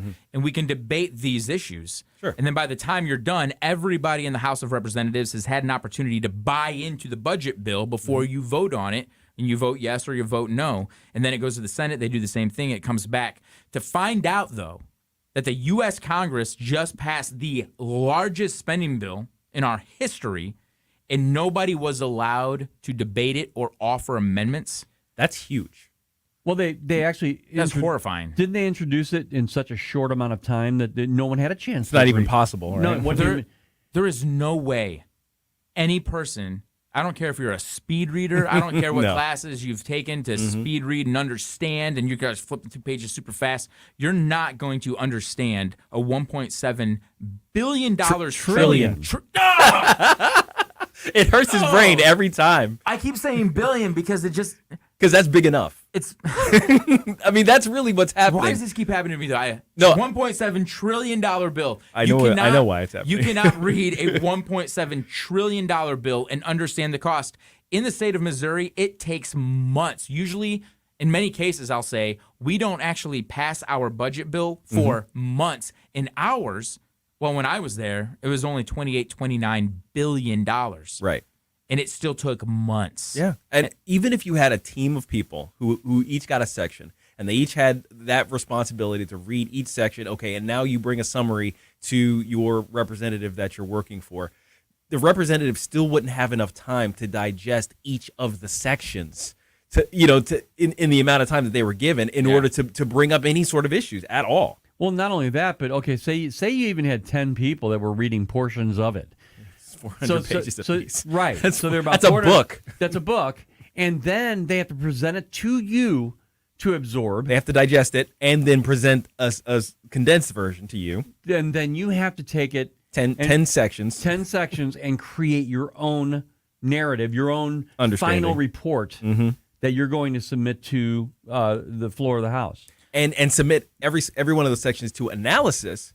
Because the thing is, you actually have to look at these things and say, no, wait, you estimated that this is going to cost $4 billion, but that's not even a good estimate. This program that you're suggesting would cost $8 billion, so I'm going to put an amendment to say, here's some blah, blah, blah is going to happen to keep those costs down or whatever. You can't, there's no time to do that. And because there's no time, there are going to be people out there that are conning the whole process to make lots of money. I remember back in 2008 or 2009, we had some stimulus spending, we had some bailout bills, and I remember one of the things that was discovered in one of these spending packages, and there was no justice on this, by the way, like there never is, but there was a congressman who added some pork to a bill that would have given $2 million to a tiger sanctuary in, I think it was Tennessee.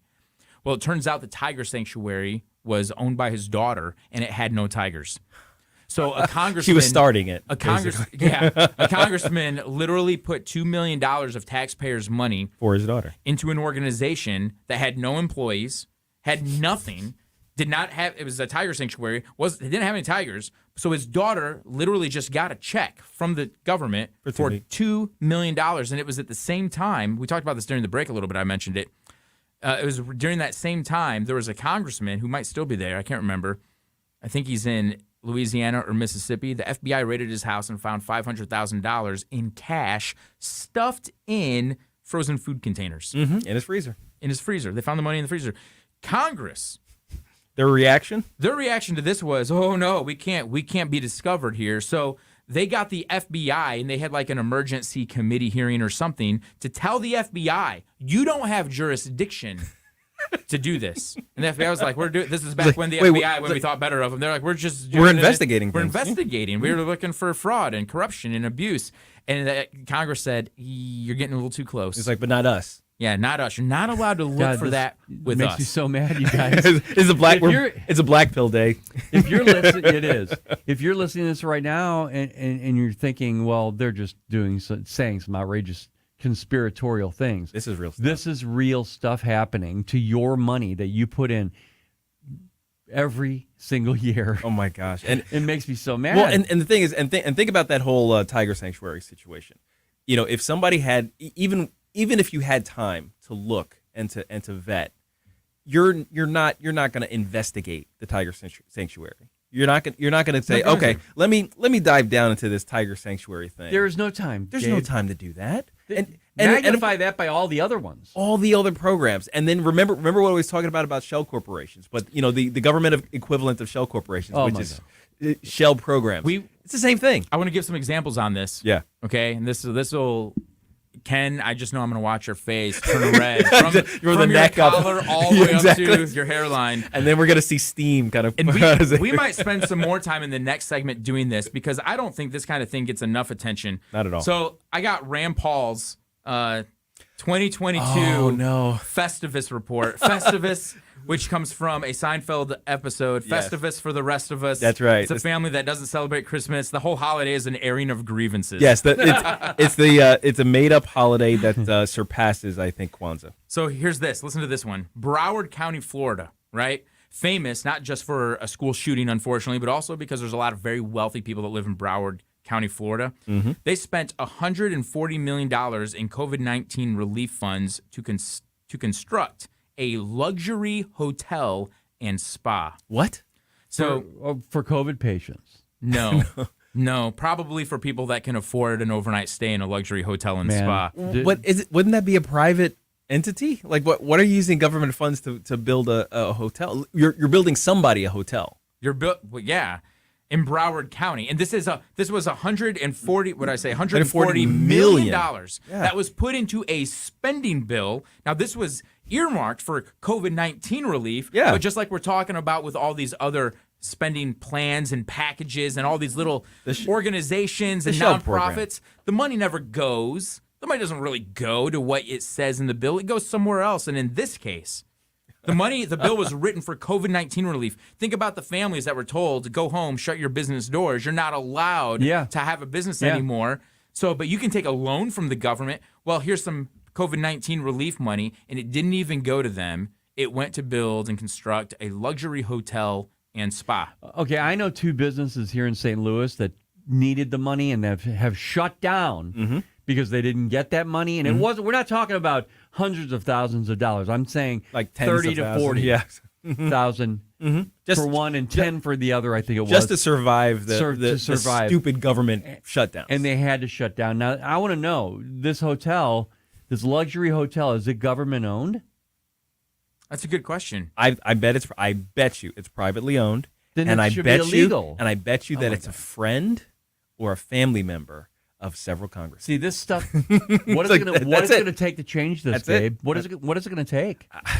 I shudder to think of what it might take. We guys want to hit some more of these? Yeah. We definitely have the. Okay, I think everybody needs to know where their money's going. Of this. Well, we'll do that. We'll go over Rand Paul's Festivus report for 2022 right here on the Mike Ferguson Show, 101.9, 94.1 News Talk STL. Don't try to make me stop. No inspiration. You have a soul so dark it is no more. And all at once depart, no destination. You're making cold my heart to fight your war. Stop For podcast articles and more, find us on NewstalkSTL.com.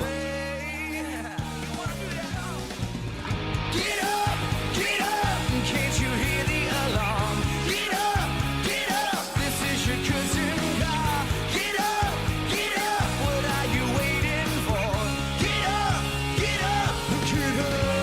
Get up, St. Louis. It's Mike Ferguson in the morning. Made in St. Louis for St. Louis. It's News Talk STL. You want to give me more information? Have you been floored? Not until you've gone to Michael's Flooring Outlet. They've been a locally owned and operated family business for more than 28 years. You want variety? Michael's has carpet, hardwood, laminate, ceramic tile, luxury vinyl, natural stone, and many other options. Save money and get quality at Michael's. Plus, your installation will be done right the first time when you hire the experts at Michael's. You can shop in store at one of their 3 convenient locations or shop from home. Check out everything that Michael's has to offer at igotfloored.com. I'm Dr. TJ, owner of the Institute of Natural Health, co-owner of Optimal Nutraceuticals, and the host of Wellness 101. Wellness 101 is designed to cut through the nonsense and provide you common sense, science-based information regarding health and wellness. On the show, we discuss topics like thyroid health, gut health, hormone optimization, and many others. Our show airs Saturdays at 10 a.m. and 2 p.m. and Sundays at 11 a.m. and 3 p.m. right here on News Talk STL. For more information, visit us at inhstl.com. That's inhstl.com. When our veterans came home from serving their country, the American Legion helped them with the GI Bill to get a head start. When they came home from Vietnam, we helped those affected by Agent Orange to get care and compensation. Now, a new generation is dealing with their own challenges. Every day, 22 veterans who put their lives on the line for our country came home and took their own. As it has for over 100 years, the American Legion continues to advocate for our veterans, so when they leave service, there's a place for them to go to continue serving and, when needed, to get help. Fox News commentary. The year is almost over, which means we only have 752 days left of Joe Biden. I'm Tommy Lahren. More next. America's kids are at risk. Parents can't control their education, and states are taking over health decisions, even letting children decide their gender. Rob Schmidt is on Newsmax all this holiday week, and he's warning about the dangers to our kids with the woke agenda. Tune in tonight for Rob Schmidt and his series Kids at Risk. You'll be shocked. This holiday week, check out Newsmax and Rob Schmidt. Make the switch to Newsmax. You won't look back. Out 2022, I'd like to share my picks for the best of the worst. Before I announce the top 3, let me recognize some honorable mentions. Woke Disney, TikTok challenges, and the people who ate the things in the TikTok challenges. Kanye West, Balenciaga, masks and the healthy young people still wearing them. Old Twitter, the state of Pennsylvania, which elected not only a vegetable but an actual dead person. And last but not least, the ladies of The View. On to my picks for the top 3 losers of 2022. Number 3, college campuses, because I've personally experienced how rabid these college leftists can be, and sadly, their university administrators don't seem to care. Number 2 is White House Press Secretary Karine Jean-Pierre, who, despite her best efforts to lie and deflect, did a horrible job answering basic questions and pronouncing basic things such as Nobel Prize. Number 1 is, of course, President Joe Biden, who has not only led our country into the toilet, but has taken numerous undeserved vacations to celebrate his horrid leadership. I'm Tommy Lahren, and you can watch my show Tommy Lahren is Fearless at Outkick.com. St. Louis's new choice for conservative talk. We need change in our country right now. Live and local. They clubbed us over the head for 2 years. Yep. You want corruption? This is how we get corruption. This is News Talk STL.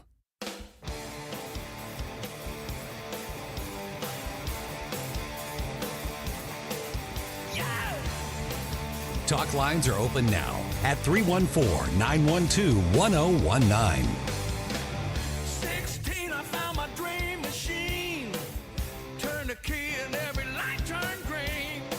Like Steve McQueen, I made a motor scream and it was loud. You're listening to Mike Ferguson in the morning. This is News Talk STL at 1019, 94.1, 99.1 HD3 and NewstalkSTL.com.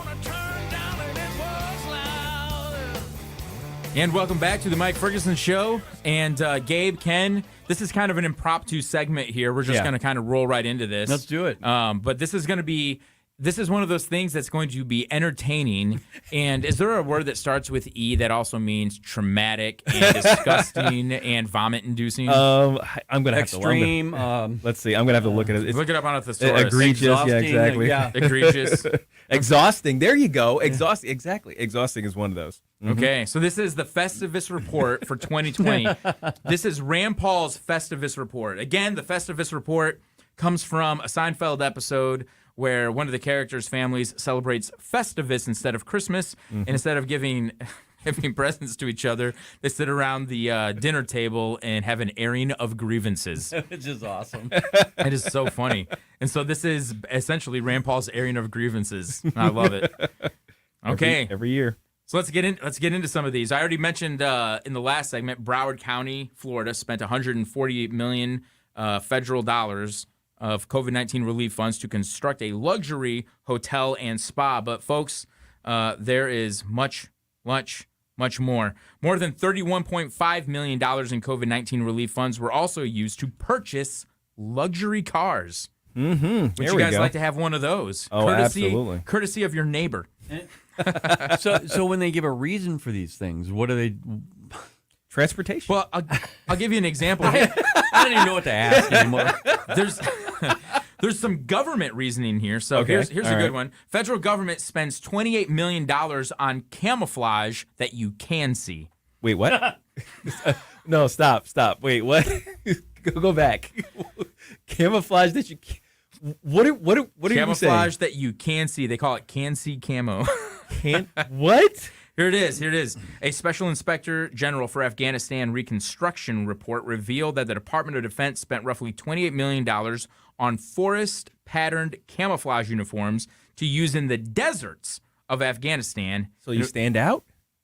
I guess so. It was later found out that the camouflage uniforms were, this is from the report, not based on any evaluation of its appropriateness for the Afghanistan environment. So it's just a random So they just said, camouflage pattern from the internet, I guess. Somebody just said, let's make that. Somebody was like, I have a proposal. I will sell you guys $28 million worth of camouflage, and probably they've never done anything like this before. They quickly went to Etsy.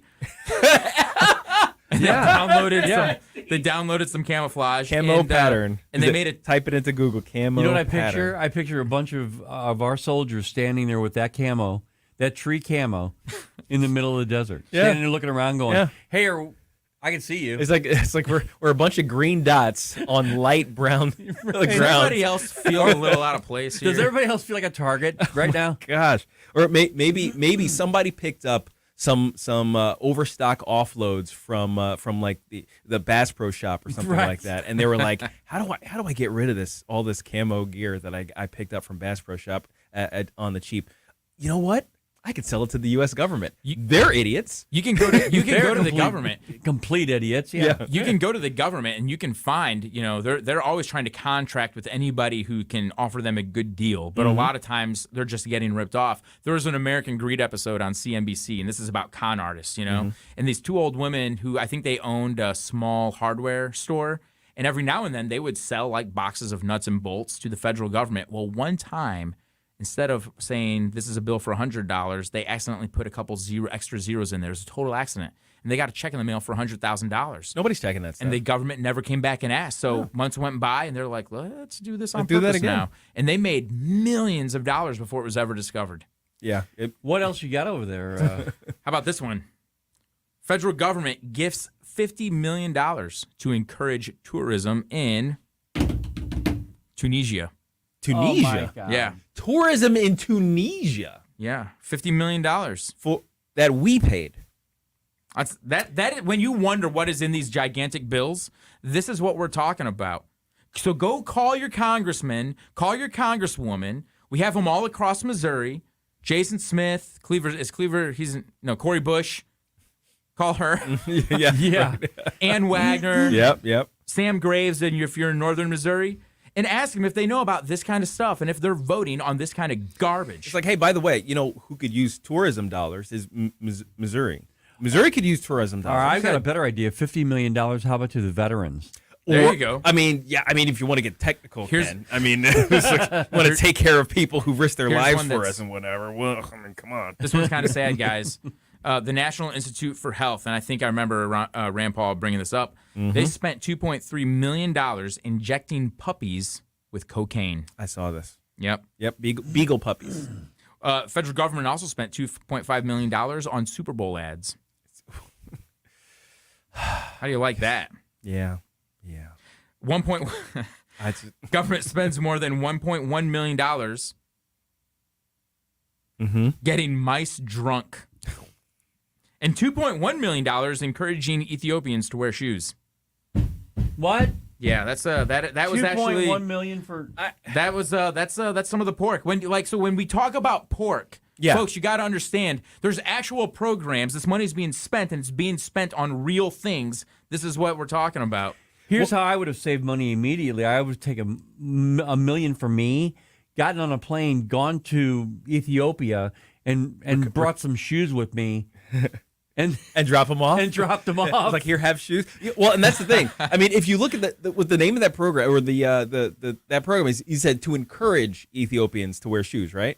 Yeah, it So was a Facebook ad. So it's an ad campaign. It was an ad campaign. You guys really should be wearing shoes. Not even providing shoes to Ethiopians, but encouraging them to wear. It's like an awareness campaign for a charity. It's like we're not actually fixing cancer. We're just making people aware that cancer exists. So because I have friends in the advertising industry, they need to get paid too. National Institute for Health. And that's where it goes to. Exactly. They also spent $187,500 to verify that kids love pets. Probably after they injected them with cocaine. Seriously? They had to spend a little bit more money on the survey to see if the kids approved. Okay, so they got the rats drunk and released them. And then they injected the puppies with cocaine to chase them. And then they asked the kids if they liked it. And all of that cost us, what? How many millions total? Millions, so the mice 4 drunk, million. 1.1 million. Yeah, about $5 million. Yeah, $5 million for that gigantic experiment. Well, and you know what's interesting? Because that wasn't a single experiment, we don't have even the fun of the report on that. You know, like at the very least, it would be an interesting YouTube video. They could probably make the money back. They could have saved so much money if they'd have gone to my house and looked at my kids and said, "Hey, do you like the pets? Oh, we love them. Yeah. Oh, okay." Or how about this?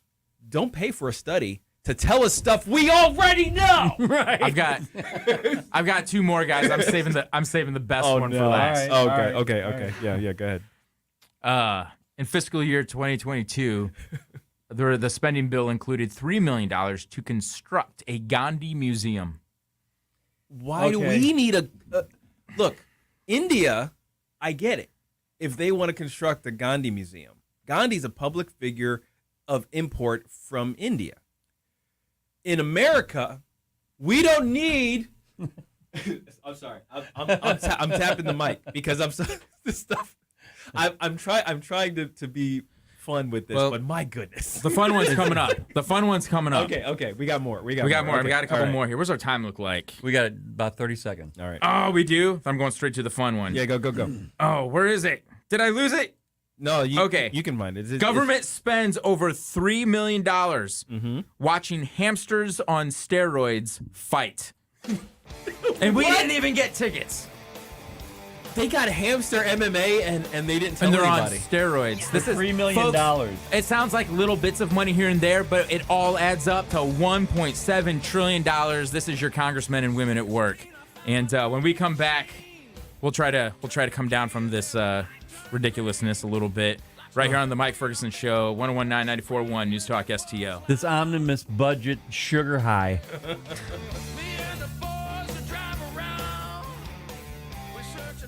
For podcast articles and more, find us on NewstalkSTL.com. Get up.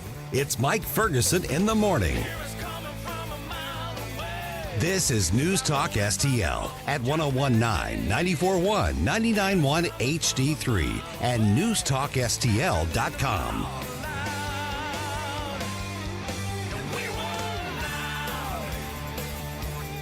This is News Talk STL. News, analysis, and opinion from the voices you know and trust. News Talk STL at 101.9, 94.1 and NewstalkSTL.com.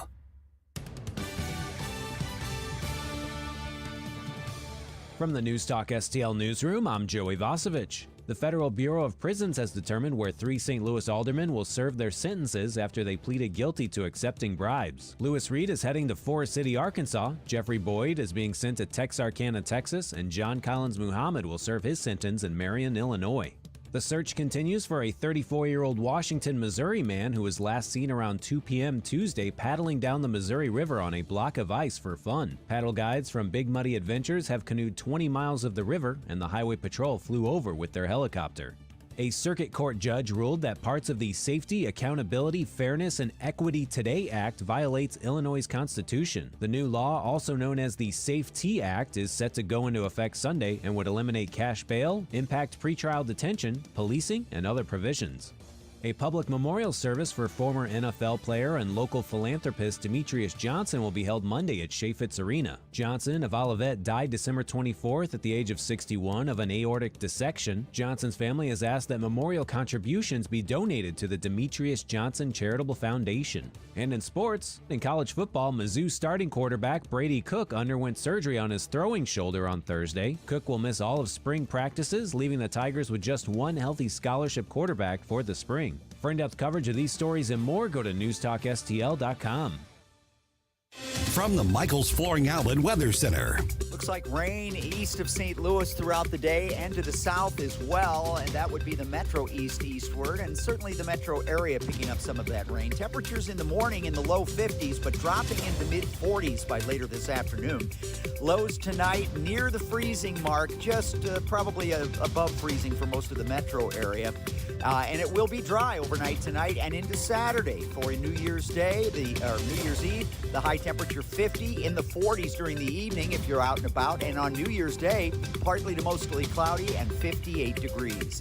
I'm KMOV First Alert meteorologist Kent Earhart.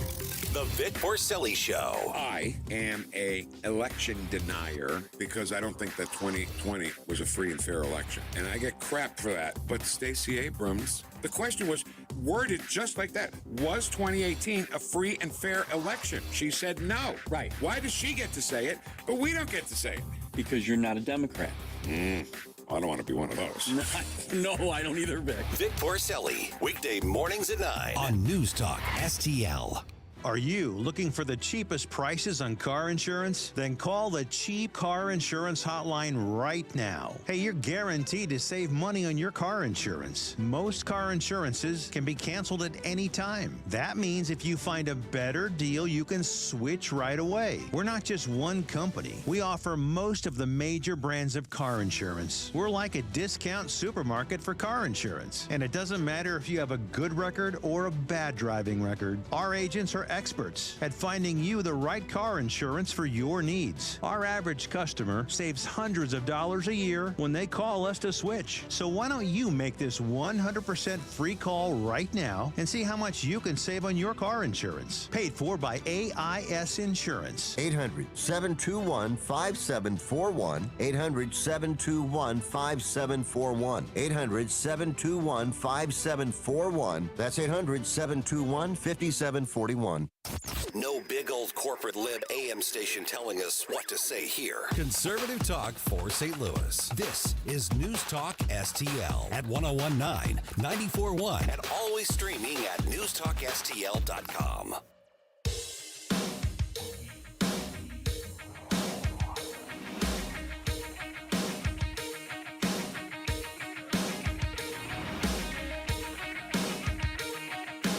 News, analysis, opinion.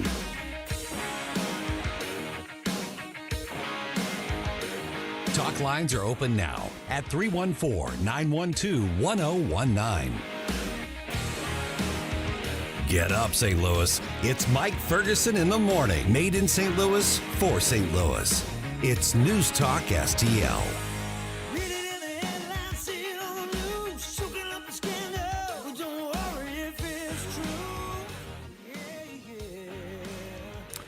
Welcome back to the Mike Ferguson Show here on News Talk STL. This is Paul Kurtman sitting in for Mike Ferguson with Gabe Pfeiffer and Ken Williams in the studio.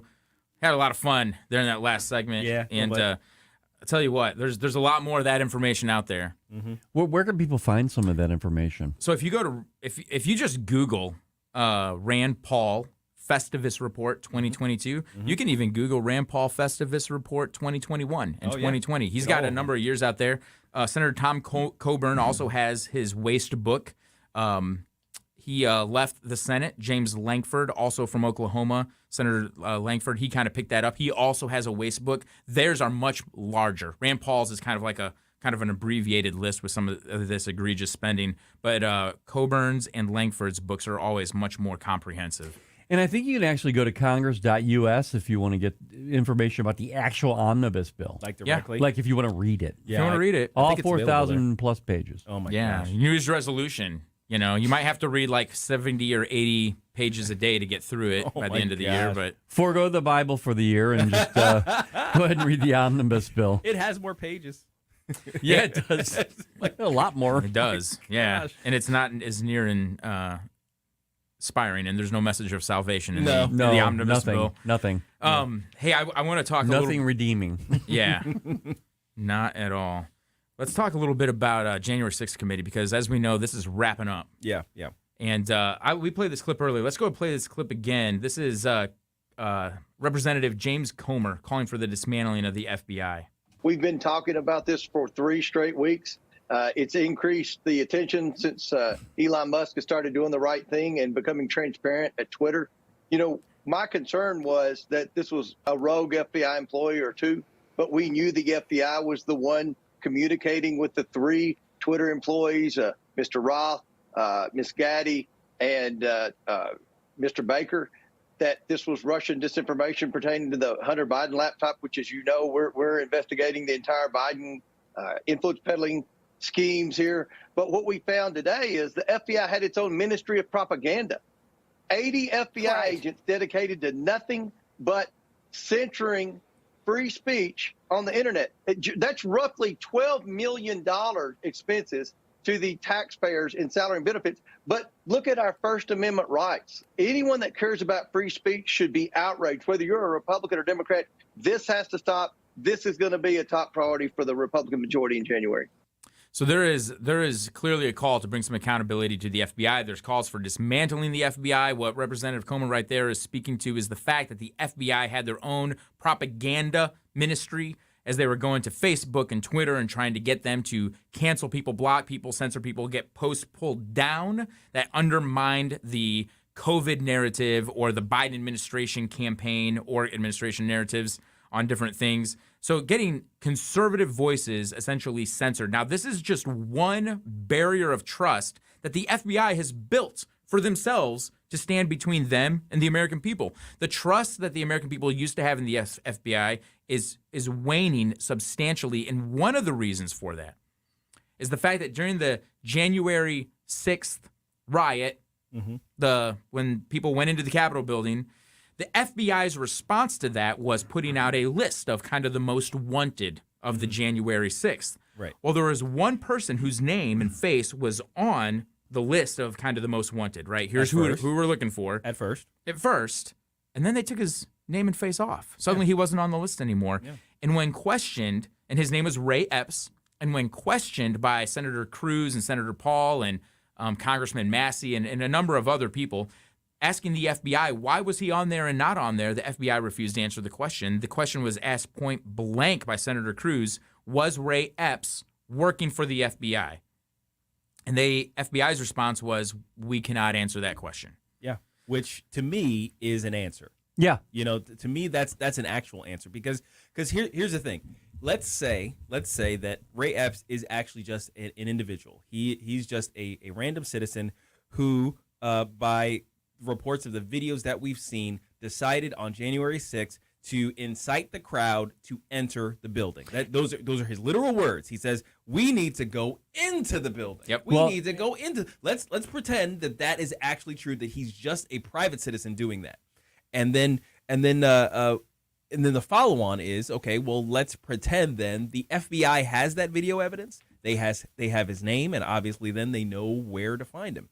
So then what is the reason why he's free and people who, grandma who was walking in between the velvet ropes, moving through, and who was waved into the building had to pay a fine or go get questioned and have her life kind of turned upside down by the FBI? what is the difference between those things? And not only that, but Ray Epps, there's video of him the day before actually saying, tomorrow we've got to make sure that we are in that building. We have to go to that building. That's where the ground zero is going to be.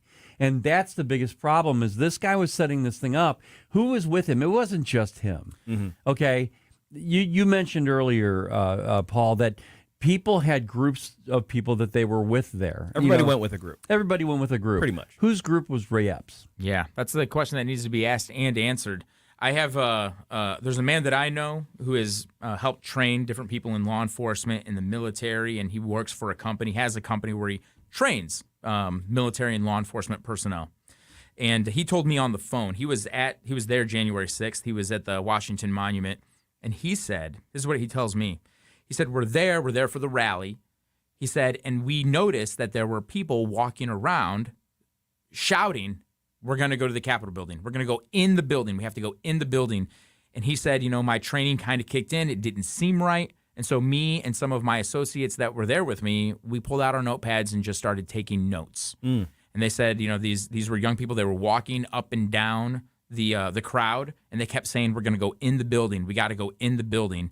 And he said, I think there was a lot more to January 6th than what this committee or anybody else would like for us to believe. And when you see questions being asked about Ray Epps and the FBI is unwilling to answer, you would think immediately, if it was me, if somebody was saying, does Paul Kurtman work for the FBI? You know what I would be doing? I'd be doing Facebook Lives. I'd be on YouTube. I'd be calling CNN and Fox News and MSNBC. I'd be calling everybody saying, listen, I do not work for the FBI. Right. This is a misunderstanding. Yeah. This is people just, I understand people's frustration. I am with them, but I am not one of those people. Oh, yeah. But Ray Epps isn't doing that. There's a video of Ray Epps also. What you see initially is you've got the barricades and you have a young man. He's standing at the barricade and he's just kind of holding on to it. He's like looking toward the building. Sure. And Ray Epps is in the foreground. He comes up to the kid and he starts to talk in his ear. Suddenly that kid takes those barricades and pushes them out of the way, and people start going past through that, and that's where they went in. Tell me he didn't have anything to do with that. So it's a video. I saw the video. Yeah. Right. And so the one time Ray Epps did speak, he actually spoke to the January 6th panel. Okay, so they actually brought him in. Well, the panel's winding down. I mean, they already withdrew these recommendations to the subpoena for Trump. And so now Ray Epps shows up, and this is what he says. Now that this is apparently is all going nowhere, now Ray Epps shows up, and he said he's 61 years old, and he says that he had his life turned upside down after the conspiracies whirled that he was working for the FBI as an informant at the Capitol riot, even though he told the January 6th committee that he went to Washington, D.C. on that trip to bond with his son. Well, where's his son? He's 61 years old, so we're probably not talking about a 2-year-old or a 3-year-old. He's 30. And I don't see any son there in that video. He looked to me like he was doing a lot more by trying to get people riled up to go through barricades and go into the Capitol building. So there's his group. He didn't go with the group. He went with his son. Conceivably. He denied in an interview with the House panel that he was working for the FBI at the time of the Capitol riot on January 6th, 2021, according to a transcript that was released just yesterday. So we need to ask more specific questions. Yeah. Because the thing is like, I got paid in October, so it doesn't count that I in January. Like I wasn't working for him in January. I would ask the question, have you ever worked for the FBI? Right. Have you ever received money in exchange for something? Have you from ever the FBI? cooperated with the FBI to provide information or take instructions from them to do anything? Right. Has there ever been any conversations between you and the FBI about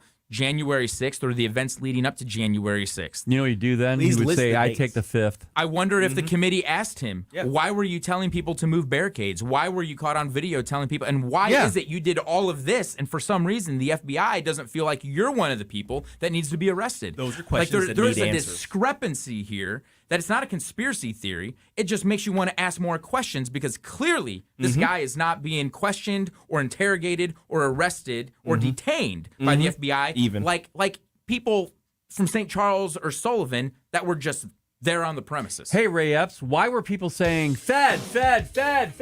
Yeah. Why? I forgot what about was that. the reason? Why? What kind of vibes were you giving off there, Ray? Hey, when we come back for the final segment of the Mike Ferguson Show of 2022, we'll play a little bit of the Be or Not the Be, and we'll just kind of wrap it up that way. Sound good? Yeah, it's real good. All right, good to go. Hey, we'll be right back here on the Mike Ferguson Show, 101.9, 94.1, News Talk STL. Watch us on our live stream using Rumble, Facebook, and Twitter. Get up, St. Louis. It's Mike Ferguson in the morning. Made in St. Louis for St. Louis. It's News Talk STL. Columbo and Katie. Friday at 2 p.m., we'll have a normal show for you and discuss the latest news with Gabe Pfeiffer. And then, starting at 3:30, we'll shift into our New Year's Eve variety show spectacular. Weekdays at 2 on News Talk STL.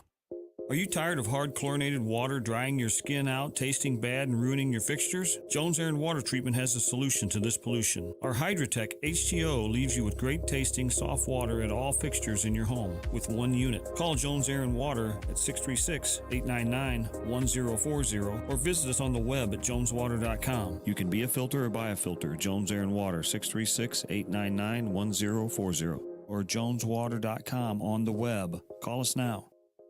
Hey, it's Tony, and as we get ready to start a new year, all of us here at News Talk STL are so thankful for the amazing growth we've seen in just a year and a half since starting the station, and we love working with great local businesses like Eggers Heating and Air Conditioning, Rockwood Charcoal, and Zero Res that have all become a part of our family of advertising partners. If your business is interested in becoming a part of the News Talk STL family, just send us an email to info@newstalkstl.com. 101.9 and 94.1 News Talk STL. How is your car payment treating you? What if I told you you could make a free phone call right now and reduce your car payment by as much as $83 a month? Look at your car payment closely. You could be paying as high as 20% interest. Rate Genius can help you reduce your car payments by reducing your interest rate to as low as 2.48% APR. We can refinance most existing car loans or leased cars, new or used, and save you money every month. Put more money back in your pocket. The call is free to find out how low we can lower your car payment. 5 minutes of your time right now could save you hundreds of dollars a year. Call Rate Genius now. 800-764-2179. 800-764-2179. 800-764-2179. That's 800-764-2179. Not all applicants qualify for a loan or rate savings. Actual offer terms, including APR, are determined at the time of your application based on creditworthiness, value of the vehicle, loan term, and other factors. The news and talk The appropriations process has failed the American public. that matters to St. Louis. The White House was arguing to have Title 42 lifted. This is Biden's fault. 101.9 and 94.1 News Talk STL. Some kids never smile. They're embarrassed by their crooked teeth. They want braces like the other kids, but their families can't afford them. Some may even try to straighten their teeth themselves. That can make everything worse. Luckily, there's Donated Orthodontic Services, a program from the American Association of Orthodontists. It helps provide orthodontic treatment to kids and teens whose families can't afford it. For kids who apply, are approved, and are matched with a volunteer orthodontist, it can be life-changing. Their treatment is in the hands of an expert, a licensed local orthodontic specialist who improves their smiles by correctly aligning teeth and jaws. Some kids think they'll never smile again, but Donated Orthodontic Services may help them smile with confidence. To link to the application and eligibility requirements, visit aaoinfo.org.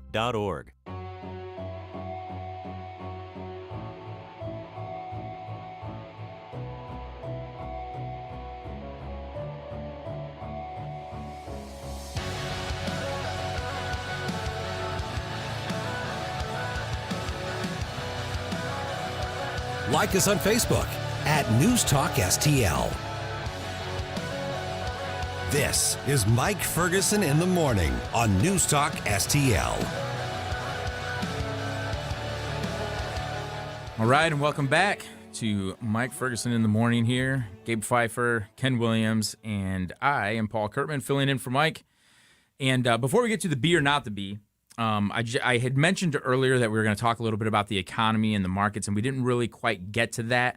But if anybody wants to ask me about any of those questions, just on, personally, prkurtman.com. I have an email list that goes out once a week that just discusses the market. Very easy to understand, very relevant information, very timely. So if you just want good information, just help keep you informed about what the market's doing, maybe because you have your own investments or whatever, you can sign up for that totally free, prkurtman.com, prkurtman.com.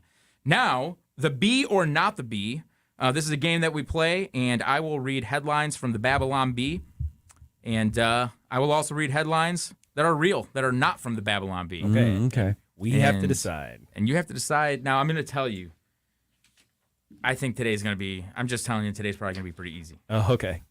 I remember one time I played with somebody recently, and every single question was so hard, like you couldn't tell if they were real or fake. These days, you can't tell. You can't. Oh, man. It's getting worse and worse. And I feel like the Babylon Bee has upped their game a little bit, like they're making them a little bit more ridiculous just so they're less likely to come true.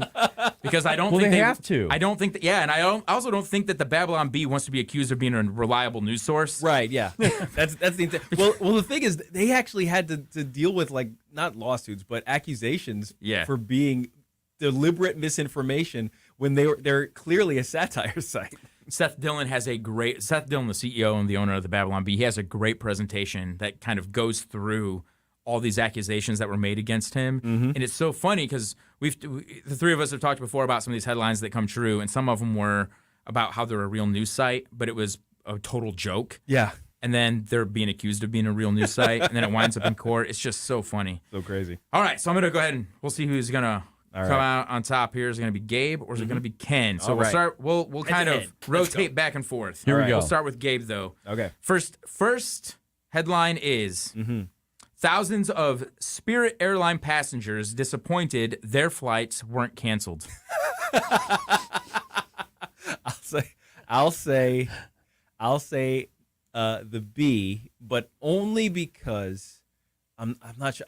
Because these guys could be looking for those freebies that you get when your flight gets canceled. Right. So, I mean, so it's possible. It's possible to be true, but I'm gonna say the B.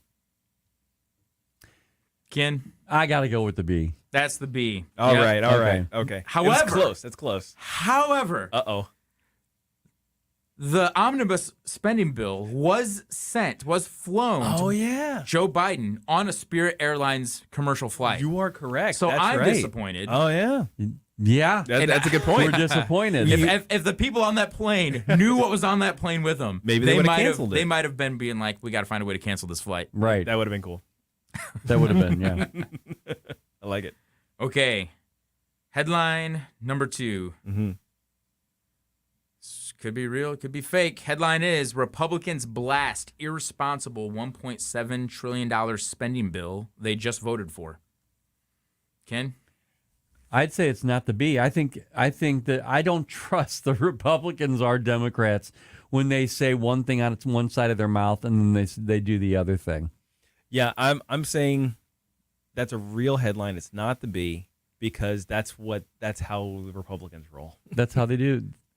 It's kind of a trick question because it's kind of both. A, because Republicans are already blasting it. Yes. But B, that is a Babylon Bee headline. Is it? It's actually Babylon Bee. But that's true. I know. But it's a Babylon Bee headline. Okay, so we're still tied 1-1. We're still tied. Yep. All right. Still tied. All right.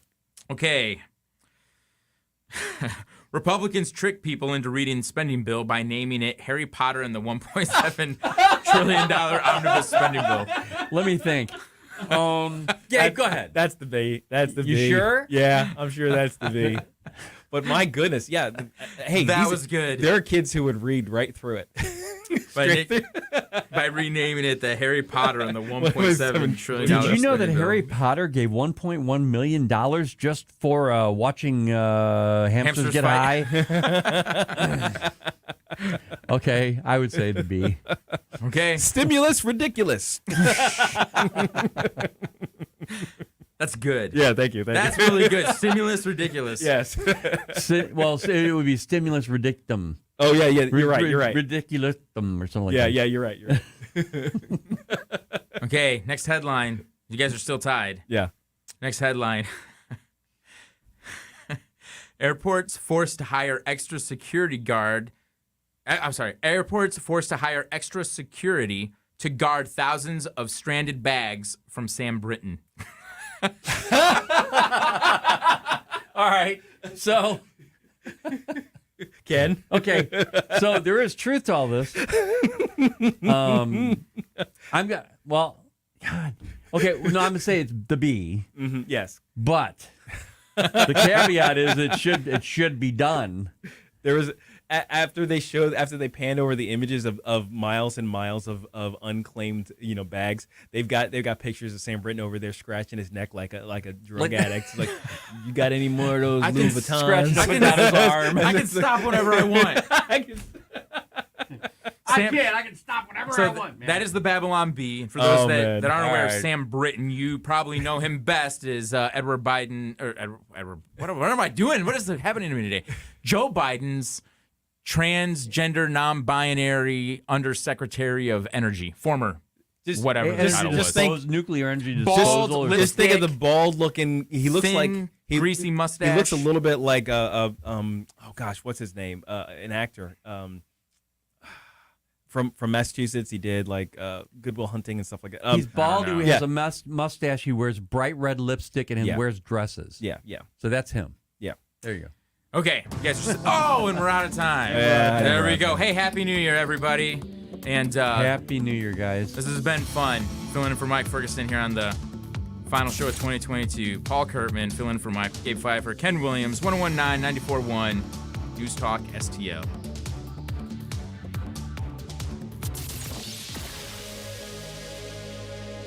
Columbo here for Eggers Heating and Air Conditioning. Christine and I trust our home with Eggers because at Eggers, customer satisfaction is the #1 priority. And as you know, St. Louis winters are too cold and unpredictable to not be prepared for. So if your furnace isn't keeping your family warm and comfortable, don't wait and risk the problem getting worse. Whether it's time for repairs or replacement, Eggers has you covered with the clarity and attention to detail your home deserves.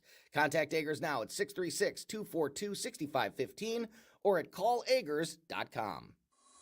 Wellington Environmental, always helping you deal with any hospital, business, office, or home environmental hazards. Plus, Wellington Environmental, proud to be a sponsor of Larry Connors USA, starting January 9, right here on News Talk STL.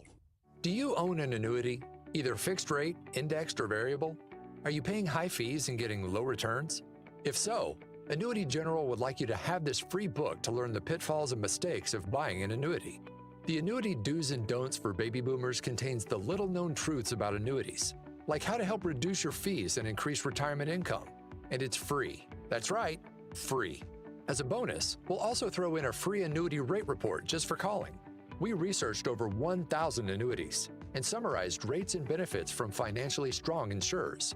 You get Annuity Do's and Don'ts for Baby Boomers and the Annuity Rate Report, both absolutely free for calling Annuity General today. Hurry, supplies are limited. Call now.